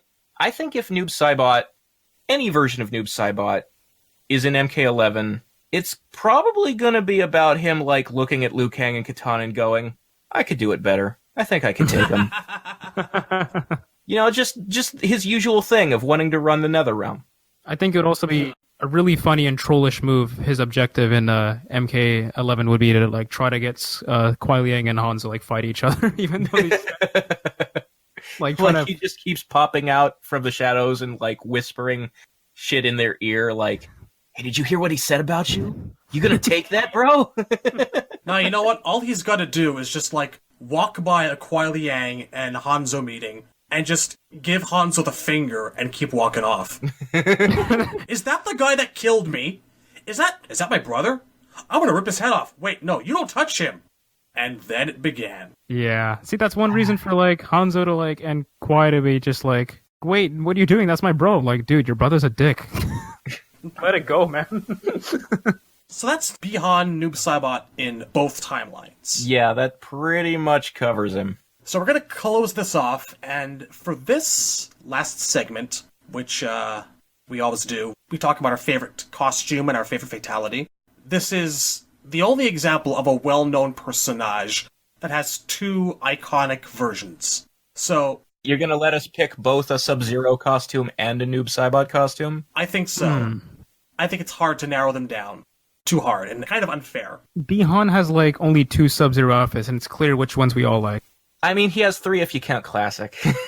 Yeah, that's true. So I'm going to start this off. Head and spinal cord rip. There's no other way about it. Yeah. All he's got otherwise is, like, the uppercut onto a shard of ice from UMK3. Or the censored one. And I guess also the deep freeze, yeah. Yeah, and the censored one. He does do the deep freeze, at least in Mythologies and on the SNES version of MK1. I also nominate pushing someone into a masher for consideration. I guess that's canon too. I suppose. Yeah, I mean, there's really no contest. As Sub-Zero, he pretty much only has the spine rip worth talking about. Yeah. Yeah, I agree. Spine rip all the way. Well, I guess we could talk about what's our favorite animation of the spine rip. I know that Razor's very partial to the MK4 version, and, like, the clicking and the tearing. I do like the tugging. It just feels more painful. Yeah, I agree. MK4 one. Man, am I really alone in this? I don't know. I think Temp is on your side. Probably Cyborg too. I mean, I can understand the aesthetic appeal of just sort of like, whoop, Well, get so off. there are little differences. Like in MK4, he sort of grabs him by the back of the head like he's pulling by the hair. I do prefer when he goes for the neck. I think that's my big problem with the MK4 version, because if you're ripping someone's head off of their body, you can at least look them in the eye while you're doing it. It's a sex thing. I think in MK9, he might go for the neck and tug twice. Actually, I can't remember. If I'm allowed to backtrack on this, Shoot. I think I kind of like the way MKX does it, where it's like Sub-Zero like casts a brief like look in the eyes, then pulls the head off, and then like the body sort of like tries to reach for the head a little bit, and then falls back. You know what I thought was, it's animated super poorly, but in Shaolin Monks I kind of like the idea that when he grabs hold, he sort of freezes the neck before he pulls the spine out. I always figured that was how he was doing it. Yeah. That he made the flesh and bone brittle at a certain point and just tugged up. Yeah. The problem is the way it was animated in Shaolin Monks was really crude, and it was like these chunky blocks of ice would form around the neck. Like, everything he froze would get covered in chunky blocks And that was sort of... It didn't look good. No. The ideal for me would be like him grabbing it, just the skin at that point slowly crystallizing around. Yeah, and if then it just turned blue and like frosty looking, that's all you need. So to that end, I still say that my favorite Bihan fatality remains the MK1. It's so fucking iconic. It is very classic. I think it's the best fatality in the whole franchise, and you just can't top it. Yep, it's quick, straight to the point. Now, my favorite Noob Saibot fatality, there's also no other real choice. That's true. You've got, from Trilogy, you've got him basically using the enemy like a pogo stick until they explode via teleport. That's so weird. So fucking terrible. You've got him summoning down like a ghost sphere that lifts the enemy up, spins them, and blows them up, which is kinda cool. It looks stupid in the engine, but it's a theoretically really cool idea. Yeah, like I can see where they're going with it, you know? Yeah. And then you come to MK9. Oh, my groin still hurts every time I look at it. Yeah. I don't think there's really any contest for the wishbone. It has to be that. Believe it or not, I actually still have a hard time deciding on between. I really like the portal one where he just sort of like basically he has his shadow clone pull the opponent and then halfway the portal down. one is cool too. I love the way like the shadow clone comes out of the ground and grabs you because it's kind of like a horror movie moment. Yeah, and it fits him. But for me, no, it's the wishbone. I gotta go with the wishbone. I don't know. I kind of like the portal one, just because like at the end, like the opponent just sort of like crawls and like just collapses. It's sinister, and it just fits him so much. And the best part is he just laughs at the end.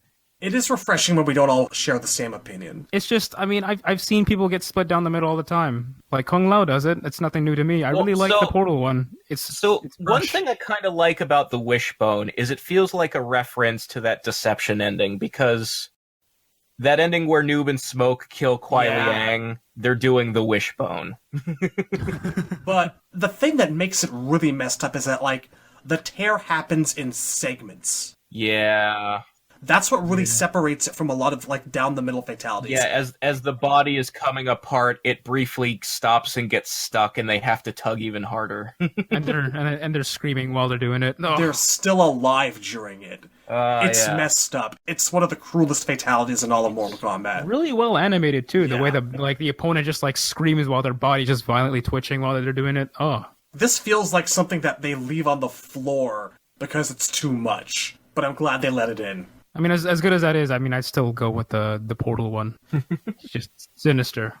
All right. It is good, and the laugh is good. And we'd be remiss if we didn't also have a brief mention of his X-ray, where the guy pukes on Noob's foot after kicking him in the stomach. I wonder after how many matches he had to, like, clean out his pants. I guess the problem I have with it is how many characters wear masks in the game, so they're all puking through the fucking... The puke clips through their fucking clothing. Maybe there's just so much of it that it's coming out of the mask from the top and the bottom. You can definitely see why, like, when we got to X-rays always knock the mask off first. And somehow get them back after the X-ray animation. Well, you know what? Their bones magically healed after the X-ray, so... Look, Baraka set a precedent for the least of anyone's problems being puked through a mask, okay? That's that true. thing went through the goddamn brain. She shoves her fans through your eye sockets and out the back of your head. You should be dead as fuck. Are you okay? I made a 10-minute loop of that video, and I'm proud of it. I watched it for 3 minutes before I couldn't take any more. I was not okay afterward. That's what it'll do to you. So favorite Sub-Zero and Noob outfits? Mythologies Sub-Zero easily. I'm not a fan of the button-down vest from MK9. Easily going to go to the Mythologies Sub-Zero outfit. I am with you on that. Yes. Yeah. Mythologies. When I think of Bihan as Sub-Zero, it's the one that comes into my mind first. Wardrobe in his own starring game. I mean, duh. It's the logical connection to make. So it's interesting, like, if you look at his, like, shin guards in 9, they're clearly, like, Mythologies inspired. And I just wish they'd went all the way with it and gave him, like, a V on his chest instead of that skin-tight tunic. Like, that costume, I'm pretty sure, was just a symptom of, like, Boone's fear of making all the ninjas look like the swaps again. I mean, it's like aesthetically, MK has always been like about 90s shit, and like the whole like making the ninjas palace off of each other is like Power Rangers-esque. I think it's just like a symptom of them running out of time and having reused assets all throughout the game. Like the fact that Quan Chi is the same model from Versus DCU, and his alternate is just his primary with a vest on, and Kano's head is from Versus DCU. Like, so the reason Bihan's Sub-Zero costume in 9 has the skin-tight tunic is because they probably made the Noob Saibot version first, and they just went, well, why don't we just make Bihan and Noob's alternate the same costume but palette swapped since he's the same guy? Yeah. Because, like, there are, like, aesthetic things about it, like the random gothy belts strapped across his stomach. Those are Noob Saibot costume elements. Those are not what he would have worn as Sub-Zero. He shouldn't be, like, into bondage and belts and stuff until he's Noob. Man, you gotta play some Castlevania Judgment. Think those belts are bad? Fuck that. Oh, I already know about that. I am familiar with what Isaac looked like before the anime fixed him.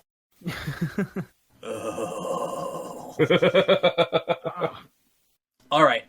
Favorite Noob Saibot outfit? I can't decide. It's like I love the MK9 outfit. It's just again See, the outfit doesn't look nearly enough ninja for me. The fact that it's supposed to be a game where like it's a remake of the classic costume. I really love the Reaper hood, but my god, I wish the button-down vest was like had more ninja stashes. Well, at least it's got like his shoulders flare out in a primary, so at least it's got that. It's close, but I don't know. It's just, I mean, and he's also got a loin too, which is... The thing is, like, Noob Saibot, in terms of times where his costume had actual detail on it, there's only really one game to pull from. Yeah. It's just, I really like the way the MKX mobile game kind of did it, where, like, granted that is Revenant Sub-Zero's outfit, but that outfit fits Noob way more than it does Sub-Zero, and I love how they use the Reaper hood, but, like, use it on a ninja outfit. And I kind of wish this was his MK9 outfit when I look back on it. I'm too stubborn to say the MK9 outfit is my favorite, because I like the different looks for Noob. Except the MK Deception primary. That was fucking weird to give him human skin. Anyways. Yeah, like... We didn't actually cover that, and I meant to. Yeah, so he had two costumes, as characters generally do in 3D games. In his alternate, he looked the way he's supposed to look with the shiny black skin and the all-black outfit. But in his primary, for some fucking reason, he had normal colored skin, and his costume was a mix of black and gray, as if he were human Smoke. The first time I ever saw that, I was convinced it was really Smoke, and some sort of horrible mistake had been made. Yeah. Looking back now, it's just utterly nothing but confusing. I feel like that's kind of what they were going for, where because they put Noob and Smoke in the same character, they wanted you to feel like summoning Smoke in, like you were transferring between Human Smoke and Cyber Smoke instead of Noob and Cyber Smoke. Which is just dumb. Fission mailed. On that note, we did forget to mention that Noob's outfit was going to be an alternate for Havoc. Or Havoc, Yes. yeah, Havoc's Yeah, alternate no, costume. Havoc's be- costume. So Havoc started out as a design for Noob Saibot, and as they got further with it, and they started like coloring parts of it red, and like he has half of his face ripped off, they decided this looks too different. This should be a new character. So they created Havoc. And thankful because Havoc is a really cool character. Yeah. But this also explains why Havoc has blue eyes in Deception. Yep. Oh god, they forgot completely. Yeah, right? The one bit that really was Noob Saibot, and they left it to someone else. Yeah. Yeah, I feel like, though, if you take that Havoc outfit, like, change up the colors a bit, make it more black, get rid of the red, and you give that outfit a mask, I feel like that would have been a really good outfit for Noob. Well, yeah, like, Havoc's alternate is still dressed like a ninja, just put a mask over the jaw and make it all black, and it could still pass as Noob Saibot. Yeah, and this really goes back to my point earlier. I was saying, I don't really think I have a favorite Noob outfit, because I'm still waiting for that one outfit where he has, like, the sort of ghost Reaper hood, but with the ninja sashes. I'm waiting for an outfit like that in canon. So, I don't know. It's just right now I'm kind of undecided. A little on the fence here. I want to also bring up the really weird version of his 2 alt in 9, where he's just kind of got, like, sort of a violet-ish mask, and the quilted material is also violet. Oh yeah, his retro skin. The retro alt. Yeah, it does kind of have like a purple shine to it. I don't vouch for it or anything, but it's just so bizarre that I couldn't help but bring it up. It's kind of hypnotic whenever I look at it. I mean, I like it when Noob is associated with the color purple. I mean, not just out of personal bias, because purple is my favorite color, but also I think purple is a really like good color for like spooky ghost like aesthetics. It's like I said before, like purple fire or like adding like an indigo bluish purple effect to like magic that is supposed to be the color black kind of makes it pop, and it's sort of a common pairing of like black energy and bluish purple energy. Yeah. And I also do want to briefly mention the secret fight in 9. Ah. He actually was, again, totally black there, like he used to be, and they really made it work. Mm-hmm. Like, I feel that might have been their intention for him, possibly, but they had to, like, upscale the grayness and various shades of black to make him fair to fight against in certain backgrounds. Yeah, I feel like you would have to do some tricky stuff in a 3D engine to make a model not pick up the environmental lighting. To do the Noob Saibot fight in MK9, so basically you have to like win the match without blocking while he's next to the altar, and when he's in that altar, he's in his MK9 model. Then when you fight him, he's not wearing that costume, which is weird. Yeah, he's in the retro, but like all black. Yeah. That always struck out as odd to me. Like the way his costume just changed all of a sudden.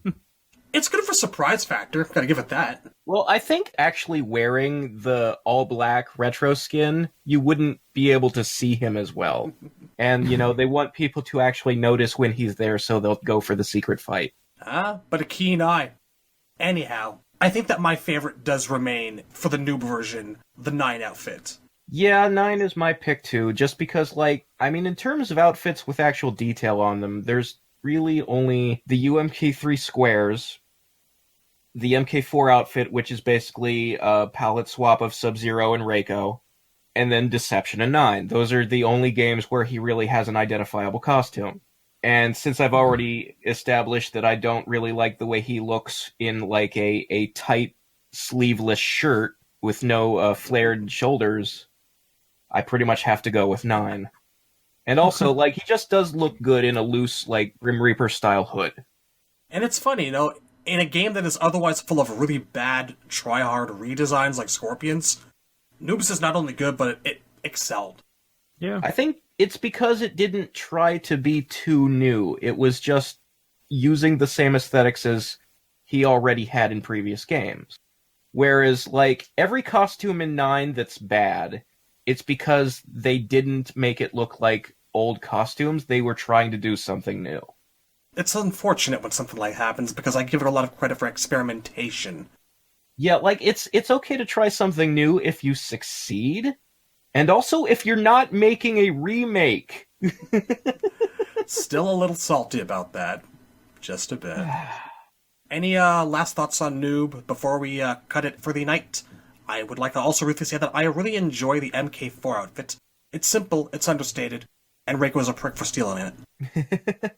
It is. Yeah. That is kind of, I think, my second place costume pick, is MK4. I mean, I'm a sucker for the industrial leather look, and he does look like he's like ready to go out to some sort of martial arts nightclub, so I enjoy it. I like the idea of martial arts nightclubs. That's a thing that should exist. Just palette swaps for miles on the balconies, at the bars. Ishi, anything else you want to drop us about Noob before we sign off for the night? First of all, I am Sai. I'm just joking. Sorry. Yes. Yeah. So, I mean, Bihan, I really love him as a character. He's been there since the beginning, and really love the sort of, like, the all-black ninja aesthetics. And, I mean, as a character, it's, like, it's from a pity standpoint, and the fact that he's, like, his upbringing is what made him, and it's sort of like seeing him going down that path he tried to avoid but ended up being okay with it is an interesting story direction for me. I especially relished in that he was broken in Trilogy. It's really, like, as someone who plays him a lot, especially nowadays, like... Oh, he was dirty as fuck. Very much so. Like, Straight up unfair. yeah, like knowing the AI in that game is bullshit. It's really nice to play like the guy who can like get past all that. Because all you need to really do is just ghost ball them so they can't fucking block and do anything. Rush them in, combo, and then teleport slam. Just rinse and repeat. You bring up a good point, because as bullshit as a lot of the MK AI is, it does feel rewarding when you pick him and punish it with a bit of its own bullshit. Haha, Yeah. You can't block. Fuck you. Oh look, you're trying to attack me. That's cute. Fuck you. Yeah, from going from gameplay to like character relationships and story. Like I really like the way like Bihan's sort of relationship with like other characters. I really love that he's like his story is kind of like a parallel to Scorpion's, and the like again the clans and stuff. Way like his upbringing was a lot different than like how his father wanted him to join the clan, but Scorpion's father didn't. Like there are nice little character parallels there, and the fact that Sub-Zero abided by no code of honor while Scorpion did. I just like the contrast, and like Sub-Zero's relationship with his brother is interesting to me. Like, I feel he's been a character that's just him and Scorpion have been climbing up into my top 10. And granted, I did mention a long time ago on the Raiden Retrospective that I love him too, and I love the mentor archetypes, but it's just they're not really doing that much, anything with him anymore. He's just kind of like boring narrator guy now. And, I mean, I still love Raiden to death. I mean, he's still high up there. But I don't know, I think mortal characters for me are a little more relatable, and seeing like the conflict of Sub-Zero and the way he interacts with other characters, and Bihan as a character to me is really cool, and it's nice. I really enjoy those guys. Well fucking said. Yeah, I mean, I'm sure I've said it before, but like my top 5 favorite characters of all time, the list goes Sub-Zero, Serena, and then like Smoke, Scorpion, and Noob Saibot all kind of share third place. Like it or not, like Scorpion and Sub-Zero's histories, Bihan, Hanzo Hasashi, Kuai Liang, their histories are single-handedly probably the most important in the franchise. Yeah. Because they tie into the overall main plot. Like, Yeah, like the thing all of my top 5 have in common is all 5 of those characters are involved with each other. yeah.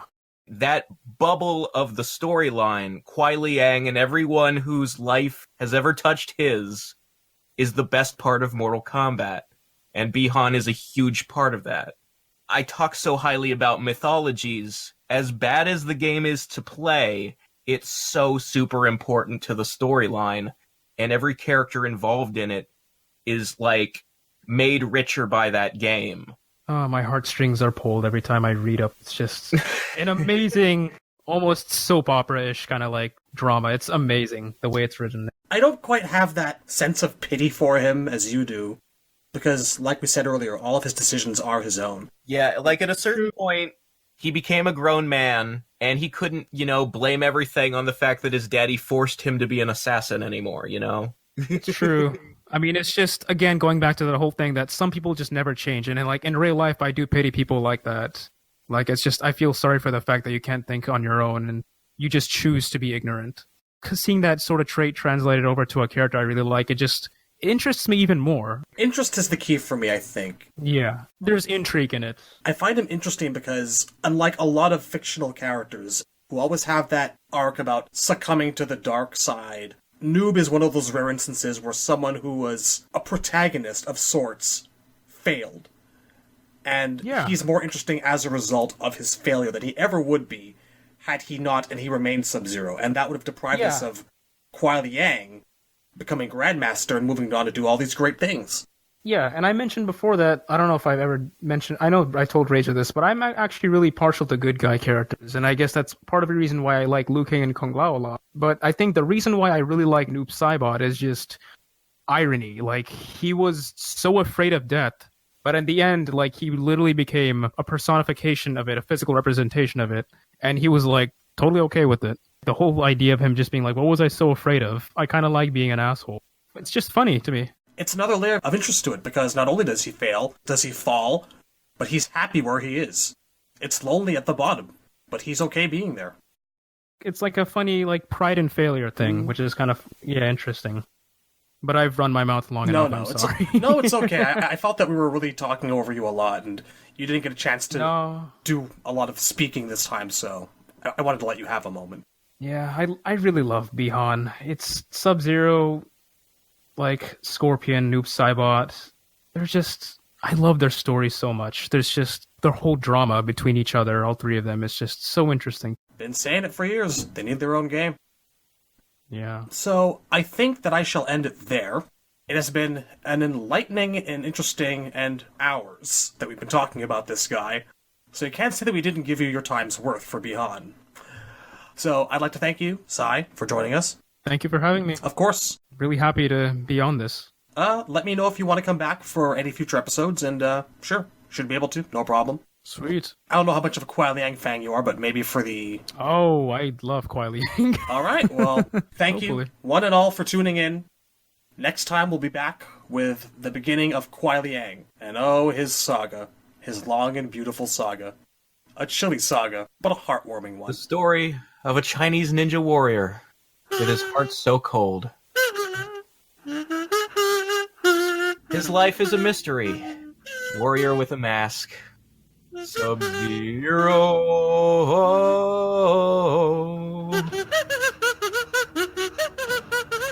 Freezing vibrations. Django, you're fired. See you next time.